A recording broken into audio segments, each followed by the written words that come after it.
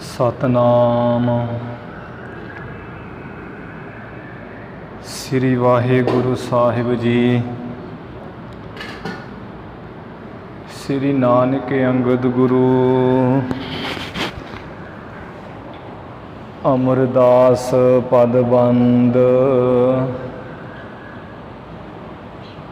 रामदास अर्जन गुरु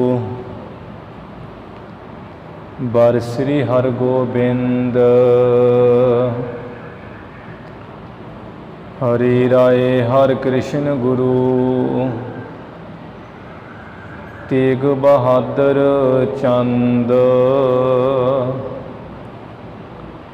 दसवें गोबिंद सिंह गुरु नमो चरण अरविंद जिसमें अमृत ज्ञान है माणिक भगत वैराग गुरु ग्रंथ साहिब उदद बंदो कर अनुराग श्री गुर शब्द कुमाए जिन जीते पंच बेकार तिन संतन को बंदना सिर चरणन पर तार एक ओंकार सतगुरु ते प्रसाद सच होए। वाहिगुरु जी की फतेह। विघ्न विनाशन सोए। वाहिगुरु जी की फतेह। विघ्न विनाशन सोए। सतनाम श्री वाहिगुरु साहिब जी। सोदर राग आसा महला पहला। एक ओंकार सतगुर प्रसाद। सो दर तेरा केहा सो कर केहा। जित बह सर्ब समाले। वाजे तेरे नाद अनेक असंखा। केते तेरे वावन हारे। सो दर राग आसा महला पहला। एक ओंकार सतगुर प्रसाद। सो दर तेरा केहा सो कर केहा। वाहिगुरु जी का खालसा वाहिगुरु जी की फतेह। धन धन श्री गुरु नानक देव साहिब जी महाराज। धन धन श्री गुरु गोबिंद सिंह साहिब जी महाराज। धन धन श्री गुरु ग्रंथ साहिब जी महाराज। सतगुरु जी की साजी नवाजी गुरु प्यारे गुरु रूप साध संगत जीओ। आप जी कर्मां वाले हो, वड्डियां भागां वाले वडभागी हो, जो संध्या के समय तो ही गुरु ग्रंथ साहिब महाराज जी के प्रतख दर्शन करके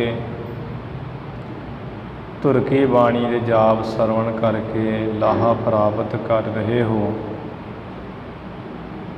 सतगुरु जी की तुर की बाणी रहरास साहिब तो बाद ਰੋਜ਼ਾਨਾ ਹੀ ਆਪਾਂ ਨਿਤਨੇਮ ਨਾਲ ਗੁਰੂ ਨਾਨਕ ਸਾਹਿਬ ਜੀ ਦੀ ਪਾਵਨ ਪਵਿੱਤਰ ਲੜੀਵਾਰ ਕਥਾ ਸਰਵਣ ਕਰਦੇ ਹਾਂ। ਹੁਣ ਉਸ ਕਥਾ ਦਾ ਸਮਾਂ ਹੋਇਆ ਹੈ। ਜਿਸ ਤਰ੍ਹਾਂ ਗੁਰੂ ਨਾਨਕ ਸਾਹਿਬ ਜੀ ਸੱਚਖੰਡ ਵਾਲੇ ਸਥਾਨ 'ਤੇ ਗਏ ਵਾਹਿਗੁਰੂ ਦੇ ਦਰਸ਼ਨਾਂ ਲਈ। ਜਿਸ ਸਥਾਨ ਨੂੰ ਕਵੀ ਭਾਈ ਸੰਤੋਖ ਸਿੰਘ ਜੀ ਨੇ ਸਾਡੇ ਨੇਤਰਾਂ ਦਾ ਗੋਚਰਾ ਕਰਨ ਲਈ ਸੌਖੇ ਢੰਗ ਨਾਲ ਬਿਆਨ ਕੀਤਾ ਹੈ, ਤਾਂ ਜੋ ਸਾਨੂੰ ਸਮਝ ਪੈ ਸਕੇ। ਨਹੀਂ ਤੇ ਸੱਚਖੰਡ ਬਾਰੇ ਤੇ ਗੁਰੂ ਨਾਨਕ ਸਾਹਿਬ ਜੀ ਨੇ ਹੀ ਕਿਹਾ ਹੈ ਕਿ ਨਾਨਕ ਕਥਨਾ ਕਰੜਾ ਸਾਰ, ਵੀ ਕਥਨ ਕਰਨਾ ਬੜਾ ਔਖਾ ਹੈ, ਸਖਤ ਹੈ, ਨਹੀਂ ਹੋ ਸਕਦਾ ਸੱਚਖੰਡ ਦਾ ਕਥਨ। ਤੇ ਭਾਈ ਸੰਤੋਖ ਸਿੰਘ ਜੀ ਨੇ ਐਵੇਂ ਬੜੇ ਸੂਝ ਸਮਝ ਢੰਗ ਨਾਲ ਧਾਰਮਿਕ ਗ੍ਰੰਥਾਂ ਦਾ ਆਸਰਾ ਲੈ ਕਰਕੇ ਸੱਚਖੰਡ ਨੂੰ ਬਿਆਨ ਕੀਤਾ ਹੈ। ਉਹ ਆਪਾਂ ਸਰਵਣ ਕੀਤਾ ਸੀ। ਜੋ ਗੁਰੂ ਨਾਨਕ ਸਾਹਿਬ ਜੀ ਨੇ ਵਾਹਿਗੁਰੂ ਦੇ ਕਹਿਣ ਉੱਪਰ ਸੋ ਦਰ ਜਿਹੜਾ ਸ਼ਬਦ ਉਚਾਰਨ ਕੀਤਾ, ਜਿਹੜੇ ਕਿ ਸ਼ਬਦ ਸ੍ਰੀ ਗੁਰੂ ਗ੍ਰੰਥ ਸਾਹਿਬ ਜੀ ਵਿੱਚ ਇਹ ਸੋ ਦਰ ਸਰਲੇਖ ਦੇ ਹੇਠਾਂ 3 ਸ਼ਬਦ ਆਉਂਦੇ ਹੈ। ਪਹਿਲਾ ਤੇ ਸ਼ਬਦ ਉਹ ਜਦੋਂ ਮਹਾਰਾਜ ਜੀ ਨੇ ਵੇਈ ਵਿੱਚ ਪ੍ਰਵੇਸ਼ ਕੀਤਾ ਸੀ ਤੇ ਸੱਚਖੰਡ ਗਏ ਸਨ, ਤੇ ਉੱਥੇ ਜੋ ਉਚਾਰਨ ਕੀਤਾ, ਸੋ ਦਰ ਕਿਹਾ ਸੋ ਘਰ ਕਿਹਾ ਜਿਤ ਬੈ ਸਰਬ ਸੰਭਾਲੇ, ਉਹ ਜਿਹੜਾ ਜਪਜੀ ਸਾਹਿਬ ਵਿੱਚ ਆਇਆ ਹੈ, ਉਹ ਮਹਾਰਾਜ ਜੀ ਨੇ ਉਸ ਵੇਲੇ ਉਚਾਰਨ ਕੀਤਾ ਸੀ। ਜਦੋਂ ਸਿੱਧਾਨਾਥਾਂ ਗੋਰਖਨਾਥ ਹੋਣਾ ਵਿੱਚ ਸਵਾਲ ਜਵਾਬ ਹੋਏ ਤੇ ਅਖੀਰੀ ਉਹਨਾਂ ਪੁੱਛਿਆ ਸੀ ਕਿ ਮਹਾਰਾਜ ਜਿਸ ਸੱਚਖੰਡ ਦਰ ਘਰ ਨੂੰ ਤੁਸਾਂ ਨੇ ਦੇਖਿਆ ਹੈ ਉਹ ਕਿਹੋ ਜਿਹਾ ਹੈ। ਤੇ ਉਹਨਾਂ ਨੂੰ ਜੋ ਜਪਜੀ ਸਾਹਿਬ ਵਿੱਚ ਗੁਰੂ ਜੀ ਦਾ ਸੋ ਦਰ ਆਉਂਦਾ ਹੈ ਉਹ ਉਚਾਰਿਆ ਸੀ। ਦੂਸਰਾ ਉਹ ਸੋ ਦਰ ਉਚਾਰਿਆ ਜਿਹਦੀ ਅੱਜ ਕਥਾ ਵਿਚਾਰ ਆਪਾਂ ਸਰਵਣ ਕਰਾਂਗੇ। ਇਹ ਜਿਹੜਾ ਸੋ ਦਰ ਹੈ, ਜਿਹੜਾ ਰਹਿਰਾਸ ਸਾਹਿਬ ਬਾਣੀ ਵਿੱਚ ਆਉਂਦਾ ਹੈ, ਤੇ ਉਹੀ ਸੱਚਖੰਡ ਜਾ ਕੇ ਮਹਾਰਾਜ ਨੇ ਉਚਾਰਨ ਕੀਤਾ ਸ਼ੁੱਧ ਰੂਪ ਵਿੱਚ ਸਮਝਣਾ ਹੈ। ਸੰਪਰਦਾਈ ਮਹਾਂਪੁਰਸ਼ਾਂ ਦੀ ਖੋਜ ਹੈ। ਜਿਹੜਾ ਇੱਥੇ ਹੁਣ ਪੋਥੀ 'ਚ ਲਿਖਿਆ ਹੈ ਉਹ ਲਿਖਿਆ ਹੈ ਜਿਹੜਾ ਰਾਗ ਆਸਾ ਦੀ ਆਰੰਭਤਾ ਵਿੱਚ ਆਉਂਦਾ ਹੈ, ਜਿੱਥੇ ਮਹਾਮੰਤਰ ਗੁਰਪ੍ਰਸਾਦ ਤੱਕ ਆ ਕਰਕੇ ਓਂਕਾਰ ਤੋਂ ਲੈ ਕੇ ਫਿਰ ਆਉਂਦਾ ਵੀ ਰਾਗ ਆਸਾ ਮਹੱਲਾ ਪਹਿਲਾ ਘਰ ਪਹਿਲਾ ਸੋ ਦਰ, ਤੇ ਉਹ ਇੱਥੇ ਹੁਣ ਲਿਖਿਆ ਹੋਇਆ ਹੈ। ਪਰ ਉਸ ਦੀ ਜਿਹੜੀ ਉਥਾਨਕਾ ਮਹਾਂਪੁਰਖਾਂ ਨੇ ਦੱਸੀ ਹੋਈ ਹੈ ਵੀ ਜਦੋਂ ਗੁਰੂ ਨਾਨਕ ਸਾਹਿਬ ਜੀ 3 ਦਿਨਾਂ ਬਾਅਦ ਵੇਈ ਵਿੱਚੋਂ ਪ੍ਰਗਟ ਹੋਏ ਸੀ, ਵਾਹਿਗੁਰੂ ਨੂੰ ਮਿਲ ਕਰਕੇ ਦਰਸ਼ਨ ਕਰਕੇ, ਭੈਣ ਨਾਨਕੀ ਜੀ ਨੇ ਜਦੋਂ ਪੁੱਛਿਆ ਵੀ ਮਹਾਰਾਜ ਆਪ ਕਿੱਥੇ ਰਹੇ ਸੀ 3 ਰਾਤਾਂ 3 ਦਿਨ ਸਾਨੂੰ ਦੱਸੋ, ਤੇ ਗੁਰੂ ਸਾਹਿਬ ਜੀ ਨੇ ਕਿਹਾ ਵੀ ਵੱਡੀ ਭੈਣ ਅਸੀਂ ਸੱਚਖੰਡ ਵਾਹਿਗੁਰੂ ਦੇ ਦਰਸ਼ਨਾਂ ਲਈ ਗਏ ਹੋਏ ਸਾਂ, ਸਾਨੂੰ ਬੁਲਾਇਆ ਹੋਇਆ ਸੀ। ਫਿਰ ਭੈਣ ਨਾਨਕੀ ਜੀ ਨੇ ਪੁੱਛਿਆ ਸੀ ਵੀ ਮਹਾਰਾਜ ਉਹ ਫਿਰ ਜਿਹੜਾ ਦਰ ਘਰ ਹੈ ਵਾਹਿਗੁਰੂ ਦਾ ਉਹ ਕੈਸਾ ਹੈ, ਥੋੜ੍ਹਾ ਬਹੁਤ ਸਾਨੂੰ ਵੀ ਦੱਸੋ। ਤੇ ਮਹਾਰਾਜ ਜੀ ਨੇ ਫਿਰ ਉਹ ਜਿਹੜਾ ਰਾਗ ਆਸਾ ਵਿੱਚ ਸੋ ਦਰ ਆਉਂਦਾ ਹੈ ਉਹ ਉਚਾਰਨ ਕੀਤਾ ਸੀ, ਉਹਦੀ ਉਹ ਉਥਾਨਕਾ ਹੈ। ਤੇ ਇੱਥੇ ਜਦੋਂ ਹੁਣ ਕਥਾ ਆਪਾਂ ਕਰਨੀ ਹੈ, ਸੰਪਰਦਾ ਦੇ ਨਿਯਮ ਅਨੁਸਾਰ ਜੋ ਦੱਸਿਆ ਜਾਂਦਾ ਹੈ ਮਹਾਂਪੁਰਸ਼ਾਂ ਵੱਲੋਂ, ਸੰਤ ਗਿਆਨੀ ਗੁਰਬਚਨ ਸਿੰਘ ਖਾਲਸਾ ਮਹਾਂਪੁਰਖਾਂ ਨੇ ਵੀ ਇਹੀ ਦੱਸਿਆ ਹੈ। ਸੰਤ ਗਿਆਨੀ ਹਰਭਜਨ ਸਿੰਘ ਜੀ ਢੁੱਡੀ ਕੇ ਵਾਲੇ ਉਹਨਾਂ ਨੇ ਵੀ ਇਹੀ ਜਿਹੜਾ ਬੋਲਿਆ ਹੈ ਵੀ ਇੱਥੇ ਰਹਿ ਰਾਸ ਵਾਲਾ ਜਿਹੜਾ ਸੋਹਦਰ ਹੈ ਉਹਦੀ ਹੀ ਕਥਾ ਕਰਨੀ, ਉਹੀ ਸ਼ੁੱਧ ਰੂਪ ਵਿੱਚ ਸਮਝਣਾ ਹੈ। ਇਸੇ ਤਰ੍ਹਾਂ ਜਿਹੜੇ ਸੰਤ ਹਰੀ ਸਿੰਘ ਰੰਧਾਵਾ ਵਾਲੇ ਹੈ, ਜਿਨ੍ਹਾਂ ਨੇ ਗੁਰਬਾਣੀ ਅਰਥ ਭੰਡਾਰ, ਸੰਤ ਗਿਆਨੀ ਗੁਰਬਚਨ ਸਿੰਘ ਖਾਲਸਾ ਭਿੰਡਰਾਂ ਵਾਲੇ ਮਹਾਂਪੁਰਖਾਂ ਦੀ ਕਥਾ ਦਾ ਜਿਹੜਾ ਟੀਕਾ ਕੀਤਾ ਹੈ, ਅਤੇ ਉਹਨਾਂ ਨੇ ਵੀ ਇਹਦੀ ਥਾਣਕਾ ਇਹੀ ਸ਼ੁੱਧ ਸਮਝੀ ਹੈ। ਜਦੋਂ ਆਪਾਂ ਰਹਿ ਰਾਸ ਬਾਣੀ ਦਾ ਟੀਕਾ ਪੜ੍ਹਾਂਗੇ ਅਤੇ ਉਦੋਂ ਉੱਥੇ ਉਹਨਾਂ ਹੀ ਲਿਖਿਆ ਵੀ ਸੱਚਖੰਡ ਜਦੋਂ ਮਹਾਰਾਜ ਭਾਈ ਬਾਲਾ ਮਰਦਾਨਾ ਜੀ ਨੂੰ ਧਰੂ ਭਗਤ ਜੀ ਕੋ ਛੱਡ ਕੇ ਸੱਚਖੰਡ ਆਪ ਗਏ, ਅਤੇ ਜਿਹੜਾ ਸੋਹਦਰ ਰਹਿ ਰਾਸ ਹੈ ਵਿੱਚ ਆਉਂਦਾ ਹੈ ਇਹ ਉਚਾਰਨ ਕੀਤਾ ਸੀ, ਕਿਉਂਕਿ ਉੱਥੇ ਸਿੱਧਾ ਹੀ ਸਿਰਲੇਖ ਹੈ ਸ਼ੁੱਧ ਰੂਪ ਵਿੱਚ ਹੀ ਵੀ ਸੋਹਦਰ ਰਾਗ ਆਸਾ ਮਹੱਲਾ ਪਹਿਲਾ ਇੱਕ ਓੰਕਾਰ ਸਤਿਗੁਰ ਪ੍ਰਸਾਦ। ਅਤੇ ਇੱਥੇ ਜਦੋਂ ਹੁਣ ਆਪਾਂ ਕਥਾ ਕਰਨੀ ਹੈ ਅਤੇ ਇੱਥੇ ਉਹਦੀ ਸੋਧ ਸੁਧਾਈ ਕਰ ਲੈਣੀ ਹੈ ਵੀ ਰਹਿ ਰਾਸ ਵਾਲੇ ਸ਼ਬਦ ਦੀ ਕਥਾ ਜਿਹੜੀ ਕੀਤੀ ਜਾਏ, ਜਿਹੜੇ ਕੋਈ ਪਾਠਾਂ ਦੇ ਭੇਦ ਵਿੱਚ ਆਉਂਦੇ ਉਹ ਸੋਧ ਲਏ ਜਾਣ, ਕਿਉਂਕਿ ਜਿਹੜਾ ਰਾਗ ਆਸਾ ਵਾਲਾ ਹੈ ਉਹਦੇ ਵਿੱਚ ਹਲੰਤਾਂ ਲੱਗੀਆਂ, ਗਾਵਨ ਦੇ ਉੱਪਰ ਬਹੁਤੀਆਂ, ਨਾ ਜਪਜੀ ਸਾਹਿਬ ਵਿੱਚ ਕੋਈ ਹਲੰਤ ਹੈ, ਨਾ ਰਹਿ ਰਾਸ ਸਾਹਿਬ ਵਾਲੇ ਵਿੱਚ ਸ਼ਬਦ ਵਿੱਚ ਕੋਈ ਹਲੰਤ ਆਈ ਹੈ ਜਿਹੜੀਆਂ ਗਾਵਨ ਦੇ ਥੱਲੇ। ਇਵੇਂ ਉਹ ਸਮਝ ਕੇ ਜਿਹੜਾ ਉਸ ਨੂੰ ਪੜ੍ਹ ਵਿਚਾਰ ਲੈਣਾ ਅਤੇ ਉਹਦੀ ਕਥਾ ਕਰ ਲੈਣੀ। ਫਿਰ ਗੁਰੂ ਨਾਨਕ ਸਾਹਿਬ ਜੀ ਨੇ ਜਿਵੇਂ ਵਾਹਿਗੁਰੂ ਦੇ ਕਹਿਣ ਉੱਪਰ ਸੱਚਖੰਡ ਵਿੱਚ ਇਹ ਆਸਾ ਰਾਗ ਦੇ ਵਿੱਚ ਸੋਹਦਰ ਸ਼ਬਦ ਉਚਾਰਨ ਕੀਤਾ, ਅਤੇ ਉਸ ਦੀ ਕਿਵੇਂ ਗੁਰੂ ਜੀ ਨੇ ਉਚਾਰਨ ਕੀਤਾ ਵਾਹਿਗੁਰੂ ਦੀ ਹਜ਼ੂਰੀ ਵਿੱਚ, ਉਹਦੀ ਕਥਾ ਵਿਚਾਰ ਆਓ ਆਪਾਂ ਸਰਵਣ ਕਰੀਏ। ਸਰਵਣ ਕਰਨ ਤੋਂ ਪਹਿਲਾਂ ਗੁਰੂ ਚਰਨਾਂ 'ਚ ਨਵਾਓ ਸੀਸ, ਉਚਾਰਨ ਕਰੋ ਜੀ ਸਤਿਨਾਮ ਸ੍ਰੀ ਵਾਹਿਗੁਰੂ ਸਾਹਿਬ ਜੀ। ਸਤਿਨਾਮ ਸ੍ਰੀ ਵਾਹਿਗੁਰੂ ਸਾਹਿਬ ਜੀ। ਸਤਿਨਾਮ ਸ੍ਰੀ ਵਾਹਿਗੁਰੂ ਸਾਹਿਬ ਜੀ। ਸੋਹਦਰ ਰਾਗ ਆਸਾ ਮਹੱਲਾ ਪਹਿਲਾ। ਆਸਾ ਰਾਗ ਦੇ ਵਿੱਚ ਮਹੱਲਾ ਪਹਿਲਾ ਗੁਰੂ ਨਾਨਕ ਸਾਹਿਬ ਮਹਾਰਾਜ ਜੀ ਵਾਹਿਗੁਰੂ ਦੇ ਸਨਮੁਖ ਇਹ ਸ਼ਬਦ ਜਿਹੜਾ ਉਚਾਰ ਰਹੇ ਹੈ, ਅਤੇ ਸੋਹਦਰ ਦਾ ਇੱਥੇ ਅਰਥ ਹੈ ਵੀ ਸ਼ਬਦ ਵਿੱਚ ਆਰੰਭਤਾ 'ਚ ਆਉਂਦਾ ਹੈ ਵੀ ਸੋ ਦਰ ਤੇਰਾ ਕਿਹਾ ਸੋ ਘਰ ਕਿਹਾ। ਇਸੇ ਤੋਂ ਹੀ ਸਰਲੇਖ ਲੈ ਕੇ ਉਹਦਾ ਸ਼ਬਦ ਦਾ ਉੱਪਰ ਸਰਲੇਖ ਦਿੱਤਾ ਗਿਆ ਵੀ ਸੋ ਦਰ।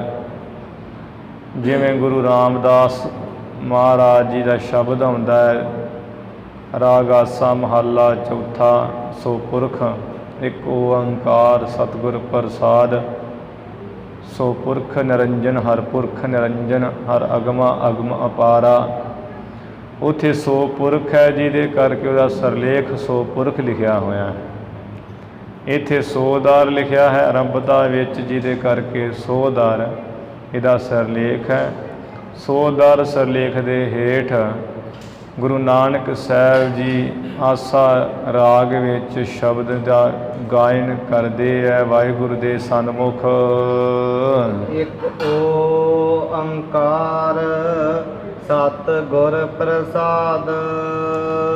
ਸਭ ਤੋਂ ਪਹਿਲਾਂ ਤੇ ਮੰਗਲ ਕਰਦੇ ਹੈ, ਵਸਤੂ ਨਿਰਦੇਸ਼ ਮੰਗਲ।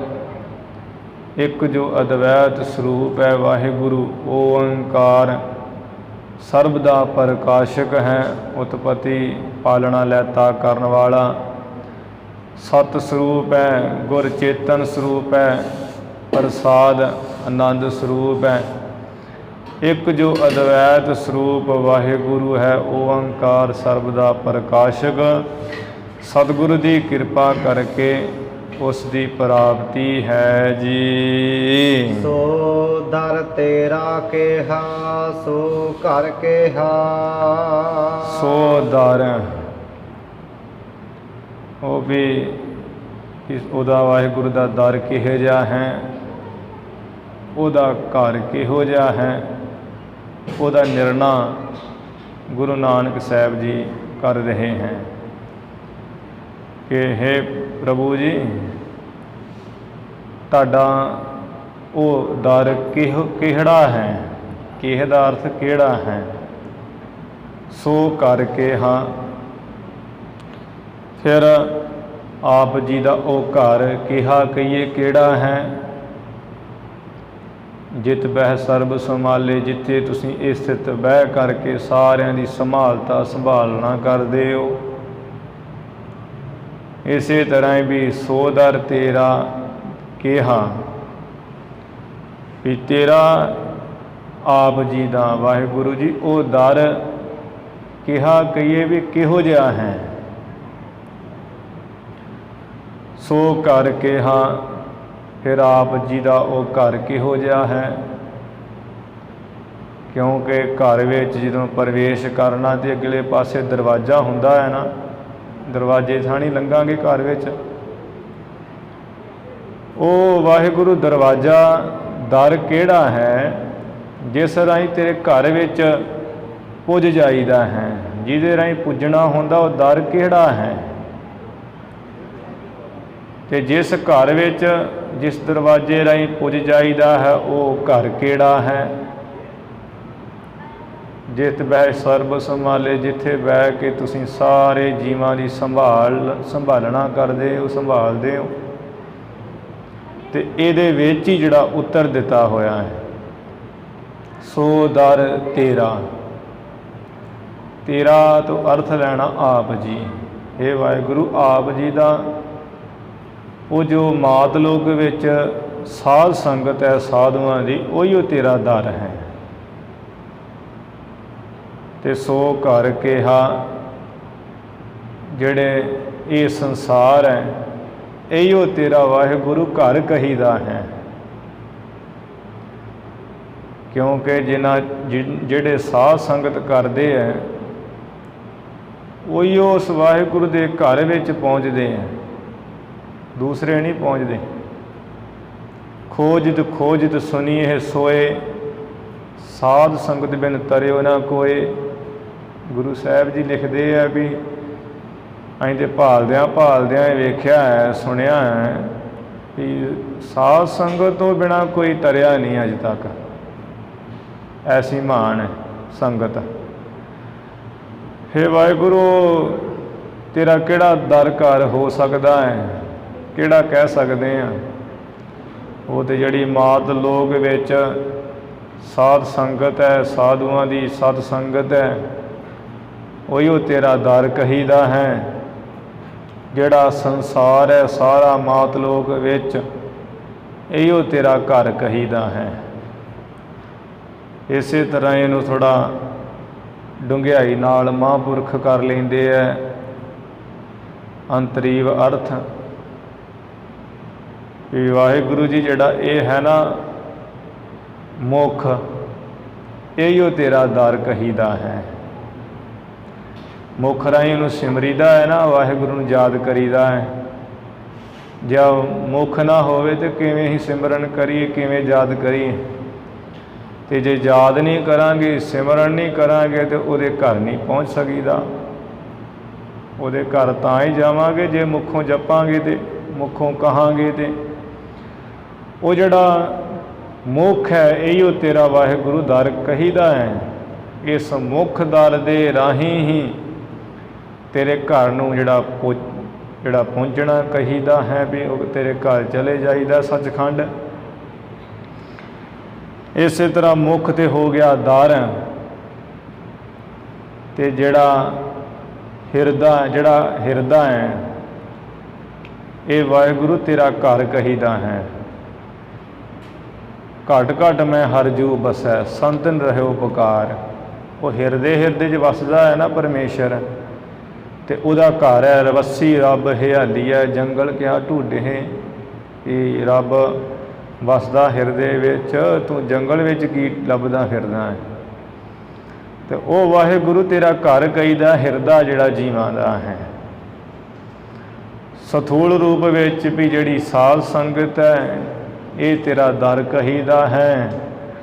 ਜਿਹੜਾ ਸੰਸਾਰ ਹੈ ਇਹ ਤੇਰਾ ਘਰ ਕਹੀਦਾ ਹੈ। ਅੰਤਰੀ ਅਰਥ ਨਾਲ ਵੀ ਜਿਹੜਾ ਮੁੱਖ ਹੈ ਵਾਹਿਗੁਰੂ ਇਹੋ ਤੇਰਾ ਦਰ ਹੈ ਜਿਹਦੇ ਰਾਹੀਂ ਸਿਮਰੀਦਾ ਤੈਨੂੰ। ਜਿਹੜਾ ਹਿਰਦਾ ਹੈ ਇਹੋ ਤੇਰਾ ਘਰ ਕਹੀਦਾ ਹੈ। ਇਸੇ ਪ੍ਰਕਾਰ ਹੀ ਹੋਰ ਅਰਥ ਡੂੰਘਾਈ ਨਾਲ ਜਾ ਕੇ ਥੋੜ੍ਹਾ ਵੀ ਵਾਹਿਗੁਰੂ ਜਿਹੜਾ ਸਾਰੇ ਜੀਵਾਂ ਦੇ ਮੁੱਖ ਹੈ, ਇਹ ਸਰਗੁਣ ਸਰੂਪ ਦਾ ਦਰ ਕਹੀਏ ਦਰਵਾਜ਼ਾ ਹੈ। ਤੇ ਜਿੰਨੇ ਹੀ ਆ ਜੀਵਾਂ ਦੇ ਹਿਰਦੇ ਹੈ, ਹਿਰਦਿਆਂ 'ਚ ਪਰਮੇਸ਼ਰ ਵਸਦਾ, ਅੰਦਰ ਉਹਦਾ ਵਾਸਾ ਹੈ। ਤੇ ਉਹ ਤੇਰਾ ਜਿਹੜਾ ਹੈ ਸਰਗੁਣ ਸਰੂਪ ਪ੍ਰਭੂ ਦਾ, ਉਹ ਜਿੰਨੇ ਹਿਰਦੇ ਉਹ ਘਰ ਕਹੀਦਾ ਹੈ। ਇਸੇ ਤਰ੍ਹਾਂ ਹੀ ਜਿਹੜਾ ਸਰਗੁਣ ਨਿਰਗੁਣ ਸਰੂਪ ਦਾ, ਸਰਗੁਣ ਸਰੂਪ ਦਾ ਗਿਆਨ ਹੈ, ਸਰਗੁਣ ਸਰੂਪ ਦਾ ਧਿਆਨ ਹੈ, ਇਹੋ ਤੇਰਾ ਮਹਾਰਾਜ ਦਰ ਹੈ। ਤੇ ਜਿਹੜਾ ਨਿਰਗੁਣ ਸਰੂਪ ਦਾ ਗਿਆਨ ਹੈ ਇਹ ਤੇਰਾ ਘਰ ਕਹੀਦਾ ਹੈ। ਦਰਵਾਜ਼ੇ ਰਾਹੀਂ ਘਰ ਵਿੱਚ ਪ੍ਰਵੇਸ਼ ਕਰੀਦਾ ਹੈ ਤੇ ਸਰਗੁਣ ਸਰੂਪ ਦਾ ਧਿਆਨ ਕੀਤਾ ਜਾਂਦਾ ਹੈ ਵੀ ਉਹ ਐਸਾ ਹੈ ਪਰਮੇਸ਼ਰ, ਉਹਦੇ ਐਸੇ ਚਾਰ ਬਾਹਾਂ ਹੈ, ਬਜੰਤੀ ਮਾਲਾ ਹੈ, ਤੇ ਉਹ ਸਾਰਾ ਸਰੂਪ ਦਾ ਸ਼ਿਆਮ ਰੰਗ ਹੈ। ਉਹ ਜਦੋਂ ਧਿਆਨ ਧਰਨਾ ਹੁੰਦਾ ਤੇ ਜਦੋਂ ਧਿਆਨ ਧਰਾਂਗੇ ਫਿਰ ਧਿਆਨ ਧਰਦਿਆਂ ਧਰਦਿਆਂ ਗਿਆਨ ਹੋਏਗਾ। ਤੇ ਜਦੋਂ ਦਰਵਾਜ਼ੇ ਰਾਹੀਂ ਲੰਘ ਗਏ ਤੇ ਫਿਰ ਨਿਰਗੁਣ ਸਰੂਪ ਦਾ ਜਦੋਂ ਗਿਆਨ ਹੋ ਗਿਆ ਤੇ ਆਪੇ ਘਰ ਨਿਰਗੁਣ ਸਰੂਪ 'ਚ ਪਹੁੰਚ ਗਏ। ਹੇ ਵਾਹਿਗੁਰੂ ਜਿਹੜਾ ਸਰਗੁਣ ਸਰੂਪ ਦਾ ਧਿਆਨ ਕਰਨਾ ਹੈ ਇਹੋ ਤੇਰਾ ਦਰਵਾਜ਼ਾ ਕਹੀਦਾ ਹੈ। ਜਿਹੜਾ ਨਿਰਗੁਣ ਸਰੂਪ ਦਾ ਜਿਹੜਾ ਗਿਆਨ ਹੋ ਜਾਣਾ ਇਹੋ ਤੇਰਾ ਘਰ ਕਹੀਦਾ ਹੈ। ਜਿਤ ਬਹਿ ਸਰਬ ਸੰਭਾਲੇ, ਜਿੱਥੇ ਤੇਰੇ ਭਗਤ ਜਨ ਦਾਸ ਮਹਾਤਮਾ ਮੁਨੀ ਜਨ ਸਾਧ ਸੰਗਤ ਰੂਪੀ ਦਰ ਵਿੱਚ ਬੈਠ ਕਰਕੇ ਤੇ ਤੇਰੇ ਨਾਮ ਨੂੰ ਸੰਭਾਲਦੇ ਆ, ਤੈਨੂੰ ਚੇਤੇ ਕਰਦੇ, ਤੇਰਾ ਸਿਮਰਨ ਕਰਦੇ ਆ। ਜਿਤ ਬਹਿ ਸਰਬ ਸੰਭਾਲੇ, ਜਿੱਥੇ ਬਹਿ ਕੇ ਸਾਧ ਸੰਗਤ ਦੇ ਵਿੱਚ ਭਗਤ ਗੁਰਮੁਖ ਤੈਨੂੰ ਸੰਭਾਲਦੇ, ਤੈਨੂੰ ਚੇਤੇ ਕਰਦੇ ਆ। ਤੇ ਇਸੇ ਤਰ੍ਹਾਂ ਹੇ ਵਾਹਿਗੁਰੂ ਸੰਸਾਰ ਰੂਪੀ ਘਰ ਵਿੱਚ ਬਹਿ ਕੇ ਤੂੰ ਜੀਵਾਂ ਨੂੰ ਸੰਭਾਲਣਾ ਕਰਦਾ ਹੈ। ਤੂੰ ਉਹਨਾਂ ਦੀ ਪਾਲਣਾ ਪੋਸ਼ਣਾ ਕਰਦਾ, ਉਹਨਾਂ ਨੂੰ ਦੇਖਦਾ ਹੈ। ਫਿਰ ਜਿਤ ਬਹਿ, ਜਿੱਥੇ ਤੇਰੇ ਸੰਤ ਜਨ ਸੰਗਤ ਵਿੱਚ ਬੈਠ ਕੇ ਤੇ ਮੁੱਖ ਦੁਆਰਾ ਤੈਨੂੰ ਸੰਭਾਲਦੇ ਹੈ। ਹਿਰਦੇ ਰੂਪੀ ਘਰ ਵਿੱਚ ਸਥਿਤ ਹੋ ਕੇ ਬਹਿ ਕੇ ਐ ਮਨੋ ਤਨੋ ਹੋ ਕੇ ਤੈਨੂੰ ਸੰਭਾਲਦੇ ਹੈ। ਤੇ ਵਾਹਿਗੁਰੂ ਤੂੰ ਸਾਰਿਆਂ ਦੇ ਸਰੀਰ ਰੂਪੀ ਘਰਾਂ ਵਿੱਚ ਬਹਿ ਕੇ ਚੇਤਨ ਸੱਤਾ ਦੇ ਕੇ ਸੰਭਾਲਦਾ ਹੈ। ਅਨਰੂਪ ਹੋ ਕੇ ਸਥਿਤ ਹੋ ਕੇ ਤੂੰ ਸੰਭਾਲਦਾ ਹੈ। ਤੇ ਸਿੱਧਾ ਅਰਥ ਕਰਨਾ ਹੋਵੇ ਵੀ ਸੋ ਦਰ ਤੇਰਾ ਕਿਹਾ ਸੋ ਕਰ ਕਿਹਾ। ਹੈ ਵਾਹਿਗੁਰੂ ਉਹ ਤੇਰਾ ਦਰ ਕਿਹੋ ਜਿਹਾ ਹੈ, ਕਿਹੜਾ ਹੈ, ਉਹ ਤੇਰਾ ਘਰ ਕਿਹੋ ਜਿਹਾ ਹੈ, ਕਿਹੜਾ ਹੈ, ਜਿੱਥੇ ਬਹਿ ਕੇ ਤੂੰ ਸਾਰਿਆਂ ਨੂੰ ਸੰਭਾਲਦਾ ਹੈ। ਤੇ ਉਹ ਜਿਹੜੇ ਅਰਥ ਅੰਤਰੀਵ ਹੈ ਤੇ ਸਥੂਲ ਰੂਪ ਵਿੱਚ ਤੇ ਸੂਖਮ ਰੂਪ ਵਿੱਚ ਕਰ ਲੈਣੇ ਵੀ ਸਾਧ ਸੰਗਤ ਤੇਰਾ ਦਰ ਹੈ ਤੇ ਸੰਸਾਰ ਰੂਪੀ ਤੇਰਾ ਘਰ ਹੈ। ਸਾਧ ਸੰਗਤ ਵਿੱਚ ਬੈਠ ਕੇ ਤੈਨੂੰ ਸੰਤ ਜਿਹੜੇ ਸੰਭਾਲਦੇ ਆ ਭਗਤ ਜਨ, ਤੇ ਤੂੰ ਹੀ ਇਸੇ ਤਰ੍ਹਾਂ ਪਰਮੇਸ਼ਰ ਇਹ ਸੰਸਾਰ ਰੂਪੀ ਘਰ ਵਿੱਚ ਬੈਠ ਕੇ ਸਾਰਿਆਂ ਨੂੰ ਸੰਭਾਲਣਾ ਕਰਦਾ ਹੈ। ਕੀ ਪੜ ਵਾਜੇ ਤੇਰੇ ਨਾਦ ਅਨੇਕ ਅਸੰਖਾ, ਤੇਰੇ ਆਪ ਜੀ ਦੇ ਦਰ ਉੱਪਰ ਅਨੇਕਾਂ ਜਿਹੜੇ ਵਾਜੇ ਵੱਜਦੇ ਹੈ। ਅਨੇਕ ਕਹੀਏ, ਅਨੇਕਾਂ ਹੀ ਤੇਰੇ ਦਰ ਉੱਪਰ ਵਾਜੇ ਵੱਜਦੇ ਹੈ। ਅਤੇ ਉਹਨਾਂ ਵਾਜਿਆਂ ਵਿੱਚੋਂ ਨਿਕਲਣ ਵਾਲੀਆਂ ਜਿਹੜੀਆਂ ਆਵਾਜ਼ਾਂ ਹੈ ਉਹ ਵੀ ਅਸੰਖੀ ਹੈ, ਬੇਅੰਤੀ ਹੈ। ਕਿੰਨੇ ਵਾਜੇ ਹੈ, ਕਿੰਨੇ ਸਾਜ਼ ਹੈ ਜਿਹੜੇ ਉਹ ਵਾਹਿਗੁਰੂ ਦਾ ਗਾਇਨ ਕਰਦੇ, ਤਰ੍ਹਾਂ ਤਰ੍ਹਾਂ ਨਾਲ ਗੁਰੂ ਦੇ ਦਰਬਾਰਾਂ ਵਿੱਚ, ਮੰਦਰਾਂ, ਮਸੀਤਾਂ, ਕਈ ਥਾਵਾਂ 'ਤੇ ਉਹਦਾ ਗਾਇਨ ਕਰਦੇ ਸੰਤ ਮਹਾਤਮਾ। ਹੇ ਵਾਹਿਗੁਰੂ, ਕਿੰਨੇ ਜਿਹੜੇ ਹੈ ਤੇਰੇ ਦਰ 'ਤੇ ਵਾਜੇ ਵੱਜਦੇ ਹੈ। ਉਹਨਾਂ ਵਾਜਿਆਂ ਵਿੱਚੋਂ ਨਿਕਲਣ ਵਾਲੇ ਜਿਹੜੇ ਨਾਦ ਸ਼ਬਦ ਹੈ ਉਹ ਵੀ ਅਸੰਖੀ ਹੈ, ਬੇਅੰਤੀ ਹੈ। ਬੇਅੰਤ ਤੋਂ ਬੇਅੰਤ ਨਾਦ ਹੈ, ਸ਼ਬਦ ਹੈ, ਬੇਅੰਤ ਤੋਂ ਬੇਅੰਤ ਜਿਹੜੇ ਵਾਜੇ ਵੱਜਦੇ ਹੈ ਤੇਰੇ ਦਰ ਉੱਪਰ। ਕੀਤੇ ਤੇਰੇ ਵਾਵਨ ਹਾਰੇ, ਕਿਤਨੇ ਤੇਰੇ ਜਿਹੜੇ ਹੈ ਆਪ ਜੀ ਦੇ ਦਰ ਉੱਪਰ ਉਹ ਵਾਜਿਆਂ ਨੂੰ ਵਜਾਉਣ ਵਾਲੇ, ਉਹਨਾਂ ਸ਼ਬਦਾਂ ਨੂੰ ਵਾਜਿਆਂ ਰਾਹੀਂ ਕੱਢ ਕੇ ਤੇ ਨਾਲ ਨਾਲ ਗਾਉਣ ਵਾਲੇ ਹੈ, ਤੇ ਉਹਨਾਂ ਨੂੰ ਵਜਾਉਣ ਵਾਲੇ ਹੈ ਵਾਜਿਆਂ ਸਾਜ਼ਾਂ ਨੂੰ। ਨਾਰਦ ਜੀ ਵਜਾਉਂਦੇ ਹੈ ਬੀਣਾ, ਕ੍ਰਿਸ਼ਨ ਭਗਵਾਨ ਬੀਣਾ ਵਜਾਉਂਦੇ ਹੈ, ਅਤੇ ਕੇਤੇ ਕ੍ਰਿਸ਼ਨ ਹੈ, ਕੇਤੇ ਨਾਰਦ ਹੈ, ਅਤੇ 6333 ਜਿਹੜੇ ਪੁਰਾਣਾਂ ਵਿੱਚ ਗੰਧਰਵ ਦੇਵਤਿਆਂ ਦੇ ਰਾਗੀ ਲਿਖੇ ਹੋਏ ਹੈ, ਅਤੇ ਕਿੰਨੇ ਸਵਰਗ ਹੈ ਪਤਾ ਹੀ ਕੋਈ ਨਹੀਂ ਹੈ। ਇਸ ਤਰ੍ਹਾਂ ਹੇ ਵਾਹਿਗੁਰੂ, ਕਿੰਨੇ ਤੇਰੇ ਦਰ ਉੱਪਰ ਜਿਹੜੇ ਵਾਜੇ ਵੱਜਦੇ ਆ, ਵਾਜਿਆਂ ਵਿੱਚੋਂ ਨਿਕਲਣ ਵਾਲੀਆਂ ਜਿਹੜੀਆਂ ਨਾਦ ਸ਼ਬਦ ਉਹ ਵੀ ਬੇਅੰਤੀ ਹੈ, ਅਤੇ ਕਿੰਨੇ ਆਪ ਜੀ ਦੇ ਦਰ ਉੱਪਰ ਵਜਾਉਣ ਵਾਲੇ ਹਨ ਰਾਗੀ, ਅਤੇ ਉਹ ਹੋਰ ਅਤਿਆਦਿਕ ਵੱਡੇ ਵੱਡੇ ਮੁਨੀ ਜਨ। ਕੀਤੇ ਤੇਰੇ ਰਾਗ ਪਰੀਸ ਕਹੀਏ ਹੈ, ਕਿਤਨੇ ਤੇਰੇ ਕਹੀਏ ਆਪ ਜੀ ਦੇ ਰਾਗ ਹੈ ਜੋ ਕਹੇ ਜਾਂਦੇ ਹੈ। ਰਾਗ ਪਰੀ, ਰਾਗਾਂ ਦੀਆਂ ਜਿਹੜੀਆਂ ਪਤਨੀਆਂ ਪਰੀਆਂ ਘਰ ਵਾਲੀਆਂ, ਉਹ ਵੀ ਕਿਤਨੀਆਂ ਹੀ ਆ ਜਿਹੜੇ ਕਹੀਆਂ ਜਾਂਦੀਆਂ। ਸਿਓ ਕਹੀਏ ਪੁੱਤਰ ਹੈ, ਉਹ ਰਾਗਾਂ ਦੇ ਰਾਗਣੀਆਂ ਦੇ ਗਾ ਕੇ ਪੁੱਤਰ ਵੀ ਕਿੰਨੇ ਜਿਹੜੇ ਕਹੇ ਜਾਂਦੇ ਆ। ਇਹ ਗੁਰੂ ਗ੍ਰੰਥ ਸਾਹਿਬ ਜੀ ਵਿੱਚ ਤੇ 6 ਰਾਗ ਦੱਸੇ ਹੋਏ ਰਾਗਮਾਲਾ ਵਿੱਚ। ਜਦੋਂ ਆਪਾਂ ਸ੍ਰੀ ਸਰਬਲੋਕ ਗ੍ਰੰਥ ਪੜ੍ਹਾਂਗੇ ਤਾਂ ਉਹਦੇ ਵਿੱਚ ਰਾਗ ਬੇਅੰਤੀ ਬੇਅੰਤ ਲਿਖੇ ਹੋਏ, ਪਤਾ ਕੋਈ ਨਹੀਂ ਰਾਗ ਰਾਗਣੀਆਂ ਉਹਨਾਂ ਦੇ ਪੁੱਤਰ ਕਿੰਨੇ ਆ। ਗੁਰੂ ਗੋਬਿੰਦ ਸਿੰਘ ਮਹਾਰਾਜ ਨੇ ਬੇਅੰਤੀ ਰਾਗ ਵਰਤੇ ਹੋਏ ਉੱਥੇ। ਕਿਤਨੇ ਵਾਹਿਗੁਰੂ ਤੇਰੇ ਰਾਗ ਹੈ, ਅਤੇ ਉਹਨਾਂ ਰਾਗਾਂ ਦੀਆਂ ਘਰ ਵਾਲੀਆਂ ਗਾਂ ਅੱਗੇ ਉਹਦੇ ਪੁੱਤਰ ਕਹੇ ਜਾਂਦੇ ਆ। ਗੁਰਬਾਣੀ ਵਿੱਚ ਆਇਆ ਹੈ, ਖਸਟ ਰਾਗ ਉਨ ਗਾਏ, ਸੰਗ ਰਾਗਨੀ 30, ਸਭੈ ਪੁੱਤਰ ਰਾਗਨ ਕੇ 18 10 20। 6 ਰਾਗ ਹੈ ਅਤੇ ਰਾਗਣੀਆਂ ਘਰ ਵਾਲੀਆਂ 30 ਹੈ, ਇਹ 36 ਹੋ ਗਏ, ਅਤੇ ਅੱਗੇ 48 ਇਹਨਾਂ ਦੇ ਪੁੱਤਰ ਹੈ, ਉਹ 84 ਸਾਰੇ ਹੋ ਜਾਂਦੇ ਹੈ। ਬੇਅੰਤੀ ਹਨ ਤੇਰੇ ਰਾਗ, ਜਿਹੜੇ ਰਾਗ ਕਹੇ ਜਾਂਦੇ ਉਹਨਾਂ ਦੀ ਘਰ ਵਾਲੀਆਂ, ਉਹਨਾਂ ਦੇ ਪੁੱਤਰ।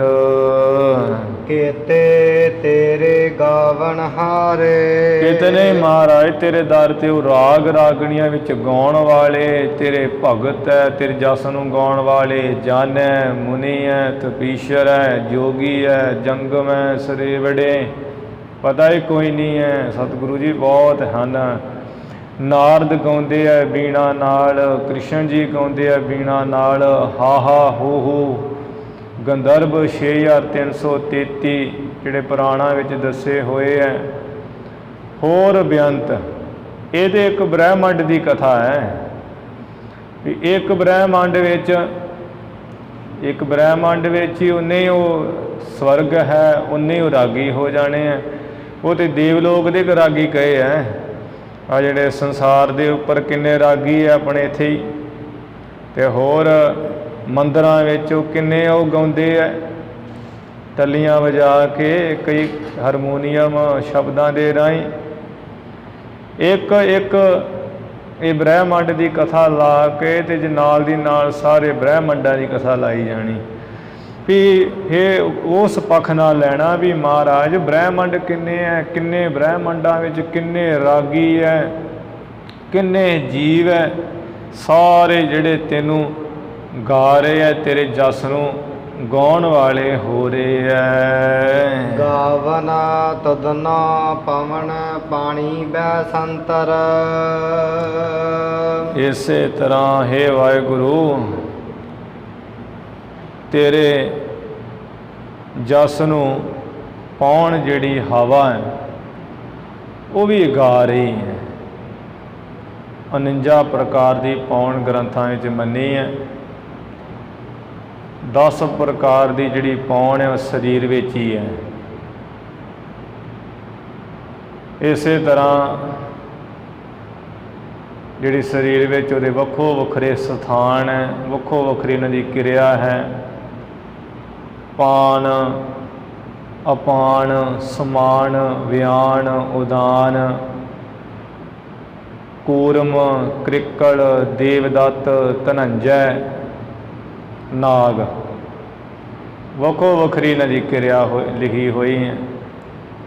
ਕੋਈ ਛਿੱਕ ਲਿਆਉਣ ਦਾ ਕੰਮ ਕਰਦੀ ਹੈ, ਕੋਈ ਨਾਭੀ ਵਿੱਚ ਹੈ, ਕੋਈ ਸਾਰੇ ਸਰੀਰ ਵਿੱਚ ਹੀ ਹੈ, ਕੋਈ ਨੇਤਰ ਖੋਲ੍ਹਣ ਦਾ ਕੰਮ ਕਰਦੀ ਹੈ, ਕੋਈ ਡਕਾਰ ਲਿਆਉਣ ਦਾ ਕੰਮ ਕਰਦੀ ਹੈ, ਕੋਈ ਜਿਹੜੀ ਆਪਾਂ ਮਲ ਤਿਆਗਣ ਦੀ ਕਿਰਿਆ ਕਰਦੇ ਉਹ ਕਿਰਿਆ ਕਰਦੀ ਹੈ। ਸਵਾਸ ਉਹ ਪਾਉਣ ਜਿਹੜੀ ਹੈ 10 ਪ੍ਰਕਾਰ ਦੀ ਸਰੀਰ ਵਿੱਚ ਹੀ ਹੈ, 49 ਪ੍ਰਕਾਰ ਦੀ ਮੰਨੀ ਹੋਈ ਹੈ। ਅਤੇ ਇੱਕ ਜਿਹੜੀ ਹਵਾ ਹੋਈ ਹੈ, ਜਿਹੜੀ ਆਪਾਂ ਕਹਿ ਦਿੰਦੇ ਹਾਂ ਜੀ ਫਲਾਣੇ ਨੂੰ ਬਾਹਰ ਦੀ ਹਵਾ ਹੋ ਗਈ, ਉਹ ਵੀ ਤਾਂ ਇੱਕ ਹਵਾ ਹੀ ਹੈ। ਅਤੇ ਫਿਰ ਪਾਉਣ ਉਹ ਪਾਉਣ ਕਿੰਨੀਆਂ ਹੋ ਜਾਂਦੀਆਂ, ਬੇਅੰਤ ਹੋ ਜਾਂਦੀਆਂ। ਕਿੰਨੇ ਸਰੀਰ ਹੈ, ਲੇਖਾ ਜੋਖਾ ਕੋਈ ਨਹੀਂ। 5 ਦੇ ਮੁੱਖ ਪਾਉਣਾ ਜਿਹੜੀਆਂ 5 ਪ੍ਰਾਣ ਤੇ ਹਮੇਸ਼ਾ ਹੀ ਹਰ ਸਰੀਰ 'ਚ, ਕੁੱਤਿਆਂ 'ਚ ਵੀ ਹੈ, ਉਹ ਡੰਗਰਾਂ 'ਚ ਵੀ ਹੈ, ਪਸ਼ੂਆਂ 'ਚ, ਪੰਛੀਆਂ 'ਚ ਹੈ। 5 ਪ੍ਰਾਣ ਤੇ ਰਹਿੰਦੇ ਹੀ ਹੈ। ਤੇ ਇਸ ਹਿਸਾਬ ਨਾਲ ਕਿੰਨੀਆਂ ਹੀ ਇਹ ਵਾਹਿਗੁਰੂ ਜਿਹੜੀਆਂ ਪਾਉਣਾ ਹੈ, ਜਿਹੜੀਆਂ ਤੇਰੇ ਜਸ ਨੂੰ ਗਾ ਰਹੀਆਂ। ਜੇ ਹੁਣ ਸਾਡੇ ਅੰਦਰ ਪ੍ਰਾਣ ਨਾ ਹੋਣ, ਇਹ ਪਾਉਣ ਸਵਾਸ ਨੂੰ ਕਿਹਾ ਜਾਂਦਾ। ਜੇ ਨਾ ਹੋਵੇ ਤਾਂ ਅਸੀਂ ਗਾ ਸਕਦੇ ਕੁਝ ਨਾ, ਤਾਂ ਕਥਾ ਹੋ ਸਕਦੀ ਹੈ, ਨਾ ਹੀ ਕੋਈ ਪਾਠ ਕਰ ਸਕਦੇ ਹਾਂ, ਨਾ ਉਹਦੇ ਜਸ ਨੂੰ ਕੀਰਤਨ ਰਾਹੀਂ ਗਾ ਸਕਦੇ ਹਾਂ। ਇਹ ਵੀ ਪਾਉਣ ਹੀ ਉਹਦੇ ਜਸ ਨੂੰ ਗਾ ਰਹੀ ਹੈ। ਇਹ ਸਵਾਸ ਹੈਗੇ ਤੇ ਅਸੀਂ ਗਾ ਰਹੇ ਹਾਂ। ਗਾਵਨ ਤੁਧਨੋਂ ਪਾਉਣ, ਇਹ ਵਾਹਿਗੁਰੂ ਆਪ ਜੀ ਦੇ ਜਸ ਨੂੰ ਪਾਉਣ ਜਿਹੜੀ ਹਵਾ ਹੈ ਉਹ ਵੀ ਗਾ ਰਹੀ ਹੈ। ਇਸੇ ਤਰ੍ਹਾਂ ਜਦੋਂ ਹਨੇਰੀ ਆਉਂਦੀ ਹੈ, ਅਤੇ ਜਦੋਂ ਹਨੇਰੀ ਆਉਂਦੀ ਤਾਂ ਆਵਾਜ਼ਾਂ ਜਿਹੀਆਂ ਕੱਢਦੀ ਹੈ ਨਾ, ਸੂੰ ਸੂੰ ਕਰਕੇ, ਉਹ ਵੀ ਗਾ ਰਹੀ ਹੁੰਦੀ ਹਵਾ ਵੀ ਹੇ ਪਰਮੇਸ਼ਰ ਇਹ ਜਿਹੜਾ ਮੇਰੇ ਵਿੱਚ ਬਲ ਹੈ ਨਾ, ਇਹ ਤੇਰੇ ਕਰਕੇ ਹੈ। ਜਦੋਂ ਰੁੱਖ ਪੁੱਟ ਕੇ ਸੁੱਟੀ ਜਾਂਦੀ ਆ, ਛੱਤਾਂ ਵੀ ਡਾ ਕੇ ਰੱਖ ਦਿੰਦੀ ਹੈ ਹਵਾ, ਉਦੋਂ ਝੂਮਦੀ ਹੈ ਅਤੇ ਜਸ ਗਾਉਂਦੀ ਵਾਹਿਗੁਰੂ, ਉਹਨੂੰ ਚੌਰ ਸਾਹਿਬ ਕਰਦੀ ਹੈ ਵਾਹਿਗੁਰੂ ਨੂੰ, ਅਤੇ ਨਾਲ ਜਸ ਕਰਦੀ ਹੈ ਪਰਮੇਸ਼ਰ ਤੇਰੇ ਬਲ ਨਾਲ ਹੀ ਮੇਰੇ ਵਿੱਚ ਇਹ ਬਲ ਹੈ। ਅਤੇ ਫਿਰ ਉਹ ਹਵਾ ਦੀ ਜਿਹੜਾ ਦੇਵਤਾ, ਪਵਨ ਦੇਵਤਾ, ਅੰਨ ਦੇਵਤਾ, ਪਾਣੀ ਦੇਵਤਾ, ਬੈਸੰਤਰ ਦੇਵਤਾ, ਲੂਣ, ਇਹ ਜਿਹੜੇ ਦੇਵਤੇ ਸਾਰੇ ਵਾਹਿਗੁਰੂ ਨੂੰ ਗਾ ਰਹੇ ਹੈ। ਪੌਣ ਪਾਣੀ, ਫਿਰ ਪਾਣੀ ਕਿਤਨੇ ਪ੍ਰਕਾਰ ਦਾ ਹੈ, ਕਿਤੇ ਖਾਰਾ ਨਿਕਲ ਆਉਂਦਾ, ਕਿਤੇ ਮਿੱਠਾ ਨਿਕਲ ਆਉਂਦਾ, ਕਿਤੇ ਚਿੱਟਾ ਹੈ, ਕਿਤੇ ਮੈਲਾ ਹੈ, ਕਿਤੇ ਕਾਲਾ ਹੈ, ਕਿਤੇ ਉੱਜਲ ਹੈ, ਕਿਤੇ ਤੇਲ ਨਿਕਲੀ ਆਉਂਦਾ ਹੈ, ਉਹ ਵੀ ਤਾਂ ਇੱਕ ਪਾਣੀ ਹੈ। ਅਤੇ ਉਹ ਜਿਹੜਾ ਵਰਨ ਦੇਵਤਾ ਹੈ 999 ਨਦੀਆਂ ਦਾ ਮਾਲਕ, 7 ਸਮੁੰਦਰ, ਜਿਹੜੇ 7 ਸਮੁੰਦਰ ਹੈ, ਉਹ ਜਦੋਂ ਲਹਿਰਾਂ ਛੱਡਦੇ ਹੈ ਹਵਾ ਦੇ ਨਾਲ ਮਿਲ ਕੇ, ਉਹ ਵੀ ਉੱਥੇ ਜਸ ਨੂੰ ਗਾਉਂਦੇ ਹੈ। ਕਿੰਨੇ ਪਦਾਰਥ ਬਣਦੇ ਆ ਪਾਣੀ ਨਾਲ, ਪਹਿਲਾ ਪਾਣੀ ਜੀਉ ਹੈ ਜਿਤ ਹਰਿਆ ਸਭ ਕੋਏ। ਇਹ ਦੇਵਤਾ ਹੈ ਪਾਣੀ, ਵਰਨ ਦੇਵਤਾ ਜਿਹਨੂੰ ਖਵਾਜਾ ਮੁਸਲਮਾਨ ਕਹਿੰਦੇ। ਉਹ ਵੀ ਉਹ ਵਾਹਿਗੁਰੂ ਦੇ ਜਸ ਨੂੰ ਗਾਉਂਦਾ ਹੈ ਜਿਹੜੀ ਸੇਵਾ ਲੱਗੀ ਹੋਈ ਹੈ, ਅਤੇ ਉਹ ਜਸ ਕਰਦਾ ਹੀ ਰਹਿੰਦਾ ਹੈ। ਹੁਣ ਜਿੰਨੀ ਬਨਸਪਤੀ ਹੈ, ਖੇਤੀਆਂ ਹੈ, ਤੁਸੀਂ ਸਾਰੀ ਵੇਖੋ ਪਾਣੀ ਦੇ ਆਸਰੇ ਤੇ ਹੈ ਸਾਰੀਆਂ। ਮਨੁੱਖ ਵੀ ਪਾਣੀ ਦੇ ਆਸਰੇ ਪਾਣੀ ਪੀਂਦੇ ਤੇ ਕਹਿੰਦੇ ਵਾਹਿਗੁਰੂ।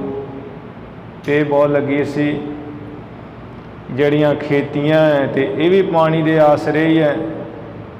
ਰੁੱਖ ਹੈ ਪਾਣੀ ਦੇ ਆਸਰੇ ਲਹਿਰਾਉਂਦੇ ਹੈ, ਖੁਸ਼ੀ ਮਨਾਉਂਦੇ ਪਾਣੀ ਪੀ ਕੇ। ਫਲ ਹੁੰਦੇ ਹੈ, ਫਸਲਾਂ ਹੁੰਦੀਆਂ, ਅਸੀਂ ਖਾਂਦੇ ਹਾਂ। ਫਿਰ ਉਹ ਜੋ ਪੌਣ ਹੈ, ਪਾਣੀ ਹੈ, ਸਭ ਵਾਹਿਗੁਰੂ ਦੇ ਜਸ ਨੂੰ ਗਾ ਰਹੇ ਹਨ। ਇੱਕ ਇਹ ਬ੍ਰਹਿਮੰਡ ਵਿੱਚ ਹੈ, ਇੱਕ ਧਰਤੀ ਹੈ, ਧਰਤੀਆਂ ਬੇਅੰਤ ਹੈ। ਕਿੰਨੀਆਂ ਧਰਤੀਆਂ ਦੇ ਕਿੰਨੇ ਪਾਣੀ ਹੈ, ਕਿੰਨੇ ਸਮੁੰਦਰ ਹੈ। ਅਤੇ ਉਹ ਜਿੰਨੇ ਸਮੁੰਦਰ ਹੈ ਰੋਮ ਰੋਮ ਵਿੱਚ ਰੱਖਿਓਨ ਕਰ ਬ੍ਰਹਿਮੰਡ ਕਰੋੜ ਸਮਾਰਾ। ਵਾਹਿਗੁਰੂ ਨੇ ਆਪਣੇ ਰੋਮ ਰੋਮ ਵਿੱਚ ਕਰੋੜਾਂ ਬ੍ਰਹਿਮੰਡ ਰੱਖੇ ਹੋਏ ਹੈ, ਅਤੇ ਬ੍ਰਹਿਮੰਡਾਂ ਵਿੱਚ ਸਮੁੰਦਰ ਹੈ। ਕਿੰਨੇ ਵਰਨ ਦੇਵਤੇ ਹੋ ਜਾਂਦੇ ਅਤੇ ਉਹ ਸਾਰੇ ਉਹਦੇ ਜਸ ਨੂੰ ਗਾ ਰਹੇ ਹੈ। ਇਸੇ ਤਰ੍ਹਾਂ ਗਾਵਨ ਤੁਧਨੋਂ ਪੌਣ ਪਾਣੀ ਬੈ ਸੰਤਰ। ਜਿਹੜੀ ਅਗਨੀ ਹੈ ਉਹ ਵੀ ਵਾਹਿਗੁਰੂ ਦੇ ਜਸ ਨੂੰ ਗਾ ਰਹੀ ਹੈ। ਇਹ ਅਗਨੀ ਪੁਰਾਣਾ ਮੁਤਾਬਕ 49 ਪ੍ਰਕਾਰ ਦੀ ਅਗਨੀ ਹੈ, ਪੁਰਾਣਾ ਵਿੱਚ ਗਾਥਾ ਲਿਖੀ ਹੋਈ ਹੈ। ਅਤੇ ਜਿਹੜੀ ਵਿਦਵਾਨ ਸਿੱਧੀ ਜੀ ਦੱਸ ਦਿੰਦੇ ਵੀ ਇੱਕ ਤਾਂ ਚੁੱਲ੍ਹੇ ਦੀ ਅੱਗ ਹੈ, ਇੱਕ ਜਠਰਾ ਅਗਨੀ ਹੈ, ਮਾਂ ਦੇ ਪੇਟ ਦੀ ਅੱਗ ਹੈ, ਇੱਕ ਦਾਵਾ ਅੱਗ ਹੈ, ਦਾਵਾ ਨਾਲ ਜਿਹੜੀ ਜੰਗਲ ਦੀ ਅੱਗ ਹੈ, ਅਤੇ ਇਸੇ ਤਰ੍ਹਾਂ ਹੀ ਇੱਕ ਬੜਵਾ ਨਾਲ ਹੈ ਜਿਹੜੀ ਸਮੁੰਦਰ ਦੀ ਅੱਗ ਹੈ। ਅਤੇ ਉਹ ਵੀ ਹੁਣ ਕਿੰਨੀਆਂ ਹੈ, ਕਿੰਨੇ ਚੁੱਲ੍ਹੇ, ਕਿੰਨੇ ਪ੍ਰਸ਼ਾਦੇ, ਕਿੰਨੇ ਦੁਨੀਆ ਖਾ ਰਹੀ ਹੈ, ਅਤੇ ਕਿੰਨੀਆਂ ਅਗਨੀਆਂ ਹੋ ਗਈਆਂ। ਅਤੇ ਕਿੰਨੇ ਇਸੇ ਤਰ੍ਹਾਂ ਸਰੀਰ ਹੈ, ਅਤੇ ਕਿੰਨੀਆਂ ਮਾਵਾਂ ਹੈ। ਜਠਰਾਗਣ ਮਨੁੱਖ ਦੇ, ਇਨਸਾਨ ਪੁਰਸ਼ ਦੇ ਪੇਟ ਵਿੱਚ ਵੀ ਅਗਨੀ ਹੈ, ਜਿਹਦੇ ਕਰਕੇ ਅਸੀਂ ਭੋਜਨ ਨਹੀਂ ਸਕਦੇ, ਉਹ ਭਸਮ ਹੁੰਦਾ ਹੈ। ਅਤੇ ਉਹ ਕਿੰਨੇ ਜੀਵ ਹੈ, ਹਰ ਇੱਕ ਜੀਵ ਜੰਤੂ ਛੋਟਾ ਵੱਡਾ ਸਭ ਦੇ ਵਿੱਚ ਅਗਨੀ ਹੈ। 5 ਤੱਤਾਂ ਤੋਂ ਦੇਹ ਹੈ ਨਾ, ਅਤੇ 5 ਤੱਤਾਂ ਦੇ ਉਨੀਆਂ ਅਗਨੀਆਂ ਹੋ ਗਈਆਂ। ਉਹ ਵੀ ਵਾਹਿਗੁਰੂ ਦੀ ਜਸ ਨੂੰ ਗਾ ਰਹੀਆਂ। ਕਿੰਨੇ ਜੰਗਲ ਹੈ, ਜੰਗਲਾਂ ਵਿੱਚ ਕਿੰਨੀ ਅੱਗ ਹੈ, ਇੱਕ ਇੱਕ ਲੱਕੜ 'ਚ ਅੱਗ ਹੈ। ਸਗਲ ਬਨਸਪਤ ਮੈਂ ਬੈ ਸੰਤਰ ਸਗਲ ਦੂਧ ਮਹਿ ਘੀਆ। ਜਿੰਨੀ ਬਨਸਪਤੀ ਹੈ ਅਤੇ ਸਾਰਿਆਂ 'ਚ ਅਗਨੀ ਹੈ। ਤੋ ਕਿੰਨੀਆਂ ਅੱਗਾਂ ਹੋ ਗਈਆਂ। ਕਿੰਨੇ ਸਮੁੰਦਰ ਹੈ ਬ੍ਰਹਿਮੰਡਾਂ ਵਿੱਚ। ਉਹ ਜਿੱਥੇ ਬੜਵਾ ਨਾਲ ਅੱਗ ਦੱਸੀ ਹੋਈ ਹੈ ਵੀ ਉਹ ਬੜਵਾ ਕਹੀਦਾ ਘੋੜੀ ਨੂੰ। ਜਿੱਥੋਂ ਸਮੁੰਦਰ ਵਿੱਚ ਹੈ ਨਾ ਸਥਾਨ ਬਣਿਆ ਜਿੱਥੋਂ ਅੱਗ ਨਿਕਲਦੀ, ਕਹਿੰਦੇ ਉਹ ਘੋੜੀ ਦੇ ਮੁੱਖ ਵਰਗਾ ਥਾਂ ਹੈ ਜਿੱਥੇ ਉਹ ਪਾਣੀ ਪਈ ਜਾਂਦਾ ਅਤੇ ਸੜੀ ਜਾ ਰਿਹਾ, ਉਹਨੂੰ ਬੜਵਾ ਨਾਲ ਕਹਿੰਦੇ। ਉਹ ਫਿਰ ਅਗਨੀ ਹੈ ਬੜਵਾ ਨਾਲ। ਅਤੇ ਗਾਵਨ ਤੁਧਨੋਂ ਪਵਨ ਪਾਣੀ ਬੈ ਸੰਤਰ। ਹੇ ਵਾਹਿਗੁਰੂ, ਤੇ ਤੈਨੂੰ ਆਪ ਜੀ ਨੂੰ ਕਿਤਨੀਆਂ ਹੀ ਜਿਹੜੇ ਹੈ ਹਵਾ ਹੈ, ਕਿੰਨੇ ਪ੍ਰਕਾਰ ਦੀ ਬ੍ਰਹਿਮੰਡਾਂ ਵਿੱਚ ਉਹ ਗਾਉਣਾ ਕਰ ਰਹੀ ਤੇਰੇ ਜਸ ਨੂੰ। ਪਾਣੀ ਤੇਰੇ ਜਸ ਨੂੰ ਗਾਉਣਾ ਕਰ ਰਹੇ ਹੈ, ਅਗਨੀ ਤੇਰੇ ਜਸ ਨੂੰ ਗਾਉਣਾ ਕਰ ਰਹੀ ਹੈ। ਪਾਣੀ ਅੰਨ ਦੇਵਤਾ, ਪਾਣੀ ਦੇਵਤਾ, ਬੈ ਸੰਤਰ ਦੇਵਤਾ, ਇਹ ਸਾਰੇ ਜਿਹੜੇ ਦੇਵਤੇ ਹੈ ਇਹਨਾਂ ਤੱਤਾਂ ਦੇ ਉਹ ਵੀ ਤੈਨੂੰ ਗਾਉਣਾ ਕਰ ਰਹੇ ਹੈ ਤੇਰੇ ਜਸ ਨੂੰ। ਗਾਵੈ ਰਾਜਾ ਧਰਮ ਦੁਆਰੇ। ਧਰਮ ਰਾਜਾ ਦੁਆਰੇ ਗਾਵੈ। ਜਿਹੜਾ ਧਰਮ ਰਾਜਾ ਹੈ ਉਹ ਵੀ ਆਪਣੇ ਦੁਆਰੇ ਧਰਮਪੁਰੀ ਵਿੱਚ ਬੈਠਾ ਹੋਇਆ ਤੇਰੇ ਜਸ ਨੂੰ ਗਾਉਂਦਾ ਹੈ। ਪਰਮੇਸ਼ਰ ਉਹ ਧਰਮ ਰਾਜੇ ਵੀ ਕਿਤਨੇ ਹੀ ਹਨ। ਗਾਵਨ ਤੁਧਨੋ ਚਿਤ ਗੁਪਤ ਲਿਖ ਜਾਣਨ। ਜਿਹੜੇ ਚਿੱਤਰ ਤੇ ਗੁਪਤ ਹੈ, ਇਹ ਇਕੱਲੇ ਪੁਰਾਣਾਂ ਵਿੱਚ ਨਹੀਂ ਕਹਿ ਕੇ ਸਾਰ ਲੈਣਾ ਵੀ ਪੁਰਾਣਾਂ ਵਿੱਚ ਦੱਸੇ ਗਏ ਆ, ਇਹ ਤਾਂ ਹੈ ਹੀ ਹੈ। ਇੱਕ ਤੇ ਚਿੱਤਰ ਹੈ, ਇੱਕ ਗੁਪਤ ਹੈ, ਧਰਮ ਰਾਜੇ ਦੇ ਸੇਵਕ। ਇਹਨਾਂ ਦੀ ਧਰਮ ਰਾਜੇ ਦੀ ਪੁਰੀ ਨਾਲ ਹੀ ਇਹਨਾਂ ਦੇ ਵੀ ਸਥਾਨ ਬਣੇ, ਪੁਰੀਆਂ ਬਣੀਆਂ ਹੋਈਆਂ, ਇਹਨਾਂ ਦੇ ਮਹਿਲ ਹੈ। ਪੁਰਾਣਾ ਵਿੱਚ ਲਿਖਿਆ ਹੋਇਆ ਸਾਰਾ ਹੀ ਕੈਸਾ ਸਥਾਨ ਹੈ, ਕੈਸੀ ਪੁਰੀ ਹੈ ਚਿੱਤਰ ਤੇ ਗੁਪਤ ਹੋਣਾ ਦੀ। ਇੱਕ ਤੇ ਸੱਜੇ ਮੋਢੇ ਤੇ ਇੱਕ ਖੱਬੇ ਮੋਢੇ ਤੇ ਬੈਠਾ ਹੋਇਆ ਚਿੱਤਰ ਤੇ ਗੁਪਤ। ਜਿਹੜਾ ਦਿਨ ਦੇ ਕੰਮ ਕਰਦਾ ਹੈ ਜੀਵ ਉਹ ਚਿੱਤਰ ਲਿਖਦਾ ਹੈ, ਜਿਹੜੇ ਰਾਤ ਦੇ ਕੰਮ ਕਰਦਾ ਹੈ ਲੁਕ ਛਿਪ ਕੇ ਜਾਂ ਰਾਤ ਦਿਨੇ ਪੜਦਿਆਂ ਦੇ ਓਲੇ ਹੋ ਕੇ ਉਹ ਗੁਪਤ ਲਿਖਦਾ ਹੈ। ਹੇ ਵਾਹਿਗੁਰੂ, ਜਿਹੜੇ ਚਿੱਤਰ ਤੇ ਗੁਪਤ ਧਰਮ ਰਾਜੇ ਦੇ ਸੇਵਕ ਉਹ ਵੀ ਲਿਖਣਾ ਜਾਣਦੇ ਹੈ, ਲਿਖ ਜਾਣਨਾ ਕਰ ਰਹੇ ਹੈ ਤੇ ਤੇਰੇ ਜਸ ਨੂੰ ਗਾਉਣਾ ਕਰਦੇ ਐ। ਲਿਖ ਲਿਖ ਧਰਮ ਵਿਚਾਰੇ। ਜੋ ਇਹ ਚਿੱਤਰ ਤੇ ਗੁਪਤ ਜੀਵਾਂ ਦੇ ਕਰਮਾਂ ਨੂੰ ਰਾਤ ਦੇਣ ਵਾਲੇ ਤੇ ਗੁਪਤ ਕਰਮਾਂ ਨੂੰ ਲਿਖ ਦਿੰਦੇ ਹੈ ਤੇ ਉਹਨਾਂ ਦਾ ਲਿਖਿਆ ਹੋਇਆ ਜਿਹੜਾ ਧਰਮ ਰਾਜਾ ਫਿਰ ਵਿਚਾਰ ਕਰਦਾ ਹੈ, ਉਹਨਾਂ ਨੂੰ ਵਿਚਾਰਦਾ ਹੈ ਵੀ ਕੀ ਲਿਖਿਆ ਹੈ, ਕਿਸ ਦੇ ਬਾਰੇ ਕੀ ਲਿਖਿਆ ਹੈ। ਉਹ ਵਿਚਾਰ ਕਰਕੇ ਫਿਰ ਉਹਨਾਂ ਨੂੰ ਸਜ਼ਾ ਦਿੰਦਾ ਜੀਵਾਂ ਨੂੰ। ਜੇ ਚਿੱਤਰ ਗੁਪਤ ਹੋਣਾ ਨੇ ਲਿਖਿਆ ਵੀ ਇਹ ਤੇ ਬਸ ਮੰਦੇ ਕੰਮ ਕਰਨ ਤੇ ਤੁਲਿਆ ਰਿਹਾ, ਜਿਹਨੇ ਬਹੁਤ ਐਵੇਂ ਰਾਤ ਦਿਨ ਗਾਂਧੀ ਪਾ ਛੱਡਿਆ ਤੇ ਉਹਨੂੰ ਫਿਰ ਨਰਕ 'ਚ ਸੁੱਟ ਦਿੱਤਾ ਜਾਂਦਾ ਧਰਮ ਰਾਜੇ ਦੀ ਵਿਚਾਰ ਕਰਕੇ। ਤੇ ਜਿਹਦੇ ਕੋਈ ਮਿਸਰਤ ਹੈ ਪਾਪ ਪੁੰਨ ਵੀ ਉਹਨੇ ਕੀ ਪਾਪ ਹੈ, ਉਹਨੇ ਇੱਕ ਪੁੰਨ ਹੈ, ਉਹ ਮਿਸ਼ਰਤ ਪਾਪਾਂ ਪੁੰਨਾਂ ਵਾਲਿਆਂ ਨੂੰ ਮਨੁੱਖਾ ਸਰੀਰ ਮਿਲ ਜਾਂਦਾ ਹੈ, ਫਿਰ ਸਰੀਰ ਆ ਜਾਂਦਾ ਹੈ ਉਹ ਮਨੁੱਖ ਜਨਮ ਵਿੱਚ। ਤੇ ਜਿਹੜਾ ਜਿਹਨੇ ਕੋਈ ਬਹੁਤੇ ਪਾਪ ਕੀਤੇ ਉਹ ਟੇਢੀਆਂ ਜੂਨਾਂ 'ਚ ਪਾਏ ਜਾਂਦੇ ਆ, ਕੋੜ ਕਿਰਲੀਆਂ ਸੱਪ ਸੁੱਪ ਜੇ ਬਣ ਜਾਂਦੇ ਉਹ। ਤੇ ਜਿਹਨੇ ਕੋਈ ਪੁੰਨ ਕੀਤੇ ਉਹਨੂੰ ਦੇਵ ਲੋਕ ਮਿਲ ਜਾਂਦਾ, ਦੇਵਤਾ ਬਣਾ ਦਿੰਦੇ ਆ। ਜਿਹੋ ਜਿਹੇ ਕੋਈ ਕਰਮ ਕਰਦਾ ਹੈ ਉਹ ਚਿੱਤਰ ਗੁਪਤ ਦੇ ਲਿਖੇ ਹੋਏ ਜੋ ਲਿਖ ਦਿੱਤਾ ਹੁੰਦਾ ਹੈ, ਧਰਮ ਰਾਜਾ ਉਹਨਾਂ ਦੀ ਵਿਚਾਰ ਕਰਕੇ ਉਹੋ ਜਿਹੀ ਉਹ ਜੀਵਾਂ ਨੂੰ ਸਜ਼ਾ ਦੇ ਦਿੰਦਾ ਹੈ। ਗਾਵਨ ਤਦਨਾ ਈਸਰ ਬ੍ਰਹਮਾ ਦੇਵੀ। ਆਪ ਜੀ ਨੂੰ ਵਾਹਿਗੁਰੂ ਜੀ ਜਿਹੜੇ ਈਸ਼ਰ ਹੈ, ਜਿਹੜੇ ਈਸ਼ਰ ਹੈ, ਈਸ਼ਰ ਮੰਨੇ ਗਏ ਹੈ ਸੂਰਜ, ਚੰਦਰਮਾ, ਸ਼ਿਵ, ਇਸੇ ਤਰ੍ਹਾਂ 9 ਕਰੋੜ ਦੇਵੀਆਂ, ਇਹ ਵੀ ਆਪ ਜੀ ਦੇ ਤੇ ਬ੍ਰਹਮਾ, ਇਹ ਵੀ ਆਪ ਜੀ ਦੇ ਜਸ ਨੂੰ ਗਾਉਂਦੇ ਹਨ। ਸੋਹਨ ਤੇਰੇ ਸਦਾ ਸਵਾਰੇ। ਸਦਾ ਹੀ ਤੇਰੇ ਕਈਏ ਆਪ ਜੀ ਦੇ ਇਹ ਸਵਾਰੇ ਹੋਏ ਸੁਣਦੇ ਹਨ, ਸੋਭਨੀਕ ਹੋ ਰਹੇ ਐ ਸਾਰੇ। ਗਾਵਨ ਤਦਨਾ ਇੰਦਰਾਸਨ ਬੈਠੇ। ਆਪ ਜੀ ਨੂੰ ਵਾਹਿਗੁਰੂ ਜੀ ਗਾਉਂਦੇ ਐ ਇੰਦਰਾਸਨ।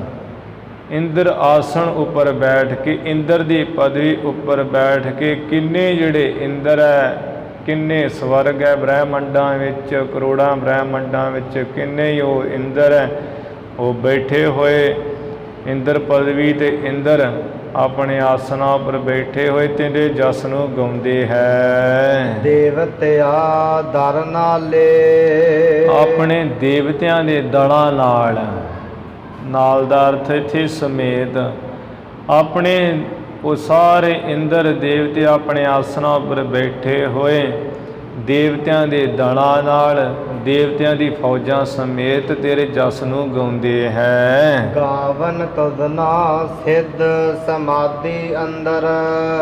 ਆਪ ਜੀ ਨੂੰ ਹੇ ਪ੍ਰਭੂ ਗਾਉਂਦੇ ਹੈ 84 ਸਿੱਧ ਜਿਹੜੇ ਮੁੱਖ ਹੈ, ਇਸੇ ਤਰ੍ਹਾਂ ਹੋਰ ਬੇਅੰਤ ਸਿੱਧ ਹੈ। ਜਿਹਨੂੰ ਕੋਈ ਸਿੱਧੀ ਪ੍ਰਾਪਤ ਹੋਵੇ ਸ਼ਕਤੀ ਨੂੰ ਸਿੱਧ ਕਿਹਾ ਜਾਂਦਾ ਹੈ। ਫਿਰ ਇਹਨਾਂ ਦੇ ਅੱਗੇ 9 ਨਾਥ ਹੈ ਜਿਹੜੇ ਇਹਨਾਂ ਨੂੰ ਦੱਸਦੇ ਵੀ ਇਸ ਤਰੀਕੇ ਨਾਲ ਆਹ ਸਿੱਧੀ ਮਿਲਦੀ ਹੈ, ਆਹ ਕਰਮ ਨਾਲ ਆਹ ਸਿੱਧੀ ਮਿਲਦੀ ਹੈ। ਉਹ 9 ਨਾਥ ਹੈ, ਗੋਰਖਨਾਥ, ਮਸ਼ਿੰਦਰਨਾਥ, ਮੰਗਲਨਾਥ, ਭਰਥਰਨਾਥ, ਇਹ ਜਿਹੜੇ 9 ਨਾਥ ਹੈ। 84 ਸਿੱਧ ਹੈ ਤੇ ਇਹ ਵਾਹਿਗੁਰੂ ਜਿਹੜੇ 84 ਸਿੱਧ ਹੋਰ ਬੇਅੰਤ ਬ੍ਰਹਿਮੰਡਾਂ ਦੇ ਸਿੱਧ ਸਮਾਧੀ ਅੰਦਰ ਜੁੜ ਕੇ ਤੇਰੇ ਜਸ ਨੂੰ ਗਾਉਣਾ ਕਰਦੇ ਹੈ। ਗਾਵਨ ਤਦਨਾ ਸਾਧ ਵਿਚਾਰੇ। ਤੇ ਤੁਧਰੋਂ ਕਹੀਏ ਆਪ ਜੀ ਨੂੰ ਗਾਉਣਾ ਕਰਦੇ ਹੈ ਸਾਧੂ ਜਿਹੜੇ ਵਿਚਾਰਵਾਨ ਹੈ, ਜਿਹੜੇ ਵਿਚਾਰਵਾਨ ਸਾਧੂ ਜਿਨ੍ਹਾਂ ਨੇ ਆਪਣੇ ਸਰੀਰ ਨੂੰ ਵਿਕਾਰਾਂ ਵੱਲੋਂ ਸਾਧਿਆ ਹੋਇਆ ਹੈ। ਇੱਕ ਤੇ ਸਾਧ ਹੁੰਦੇ ਜਿਨ੍ਹਾਂ ਨੇ ਕੋਈ ਵਿਚਾਰ ਨਹੀਂ ਕੀਤੀ ਹੋਈ, ਐਵੇਂ ਬਣੇ ਹੈ, ਐਵੇਂ ਤਮਾਕੂ ਤਮੂਕੂ ਵੀ ਪੀ ਲੈਂਦੇ ਹੈ, ਸ਼ਰਾਬਾਂ ਕਬਾਬਾਂ ਵੀ ਪੀ ਲੈਂਦੇ ਹੈ, ਵਿਸ਼ੇ ਵਿਕਾਰ ਹੀ ਕਮਾਈ ਜਾਂਦੇ ਹੈ। ਜਿਨ੍ਹਾਂ ਤੋਂ ਆਪਣੇ ਆਪ ਨੂੰ ਸਾਧਨਾ ਸੀ, ਜਿਨ੍ਹਾਂ ਨੇ ਨਹੀਂ ਸਾਧਿਆ ਹੈ, ਉਹ ਕੋਈ ਵਿਚਾਰਵਾਨ ਸਾਧੂ ਨਹੀਂ ਹੈ। ਜਿਨ੍ਹਾਂ ਨੇ ਵਿਕਾਰਾਂ ਵਿਸ਼ਿਆਂ ਵੱਲੋਂ ਮੰਦ ਫੁਰਨਿਆਂ ਵੱਲੋਂ ਆਪਣੇ ਆਪ ਨੂੰ ਸਾਧਿਆ ਹੋਇਆ ਹੈ, ਐਸੇ ਵਿਚਾਰਵਾਨ ਸਾਧੂ ਵੀ ਤੇਰੇ ਜਸ ਨੂੰ ਗਾਉਂਦੇ ਹੈ ਪਰਮੇਸ਼ਰ।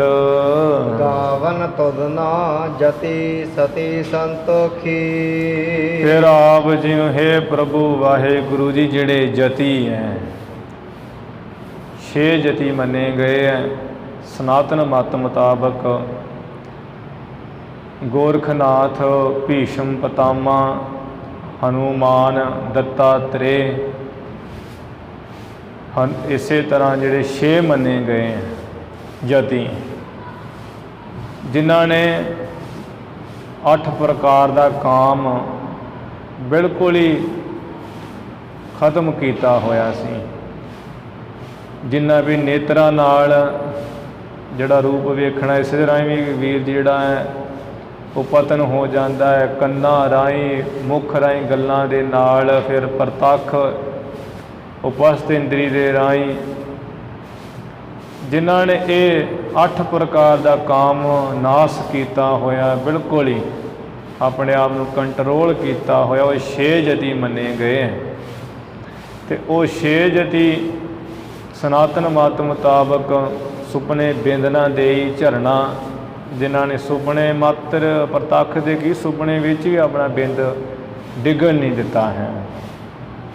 ਅਤੇ ਗੁਰੂ ਘਰ ਵਿੱਚ ਐਸੇ ਬਾਬਾ ਬੁੱਢਾ ਸਾਹਿਬ ਜੀ, ਬਾਬਾ ਦੀਪ ਸਿੰਘ ਜੀ, ਹੋਰ ਬੇਅੰਤੀ ਹੋਏ ਆ ਜਿਹੜੇ ਵੀ ਏਕਾ ਨਾਰੀ ਜਤੀ ਹੋਏ, ਇੱਕ ਆਪਣੀ ਪਤਨੀ ਤੋਂ ਬਿਨਾਂ ਸਭ ਹੈ ਪੱਕੇ ਜਤੀ ਹੋਏ, ਬਾਲ ਬ੍ਰਹਮਚਾਰੀ ਹਵਾਂਗ ਹੋਏ ਹੈ। ਇਹੋ ਜਿਹੇ ਕਈ ਗੁਰੂ ਮਹਾਰਾਜ ਦੇ ਜਤੀ ਸਿੱਖ ਹੈ। ਸਨਾਤਨ ਮਤ ਮੁਤਾਬਕ 6 ਹੀ ਹੈ। ਅਤੇ ਉਹ ਹੇ ਵਾਹਿਗੁਰੂ ਜਿਹੜੇ ਜਤ ਸਤ ਰੱਖਣ ਵਾਲੇ ਹੈ ਨਾ ਜਤੀ, ਉਹ ਵੀ ਤੇਰੇ ਜਸ ਨੂੰ ਗਾਉਂਦੇ ਹੈ। ਇਸੇ ਤਰ੍ਹਾਂ ਸਤੀ ਸਤ ਪਰਤੱਗੀ ਤੇਰੇ ਜਸ ਨੂੰ ਗਾਉਂਦੇ ਹੈ।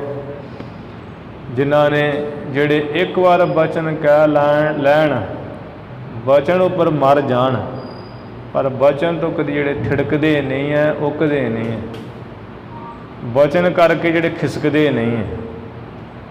ਉਹ ਇੱਕ ਤੇ ਦਸ਼ਰਥ ਨੂੰ ਮੰਨਿਆ ਗਿਆ, ਸ਼੍ਰੀ ਰਾਮ ਚੰਦਰ ਭਗਵਾਨ ਦੇ ਪਿਤਾ ਜੀ ਨੂੰ, ਜਿਹਨੇ ਬਚਨ ਕੀਤਾ ਸੀ ਆਪਣੀ ਪਤਨੀ ਨਾਲ, ਅਤੇ ਉਹ ਪੂਰਾ ਕੀਤਾ, ਭਾਵੇਂ ਸਰੀਰ ਛੱਡਣਾ ਹੀ ਪਿਆ ਸੀ।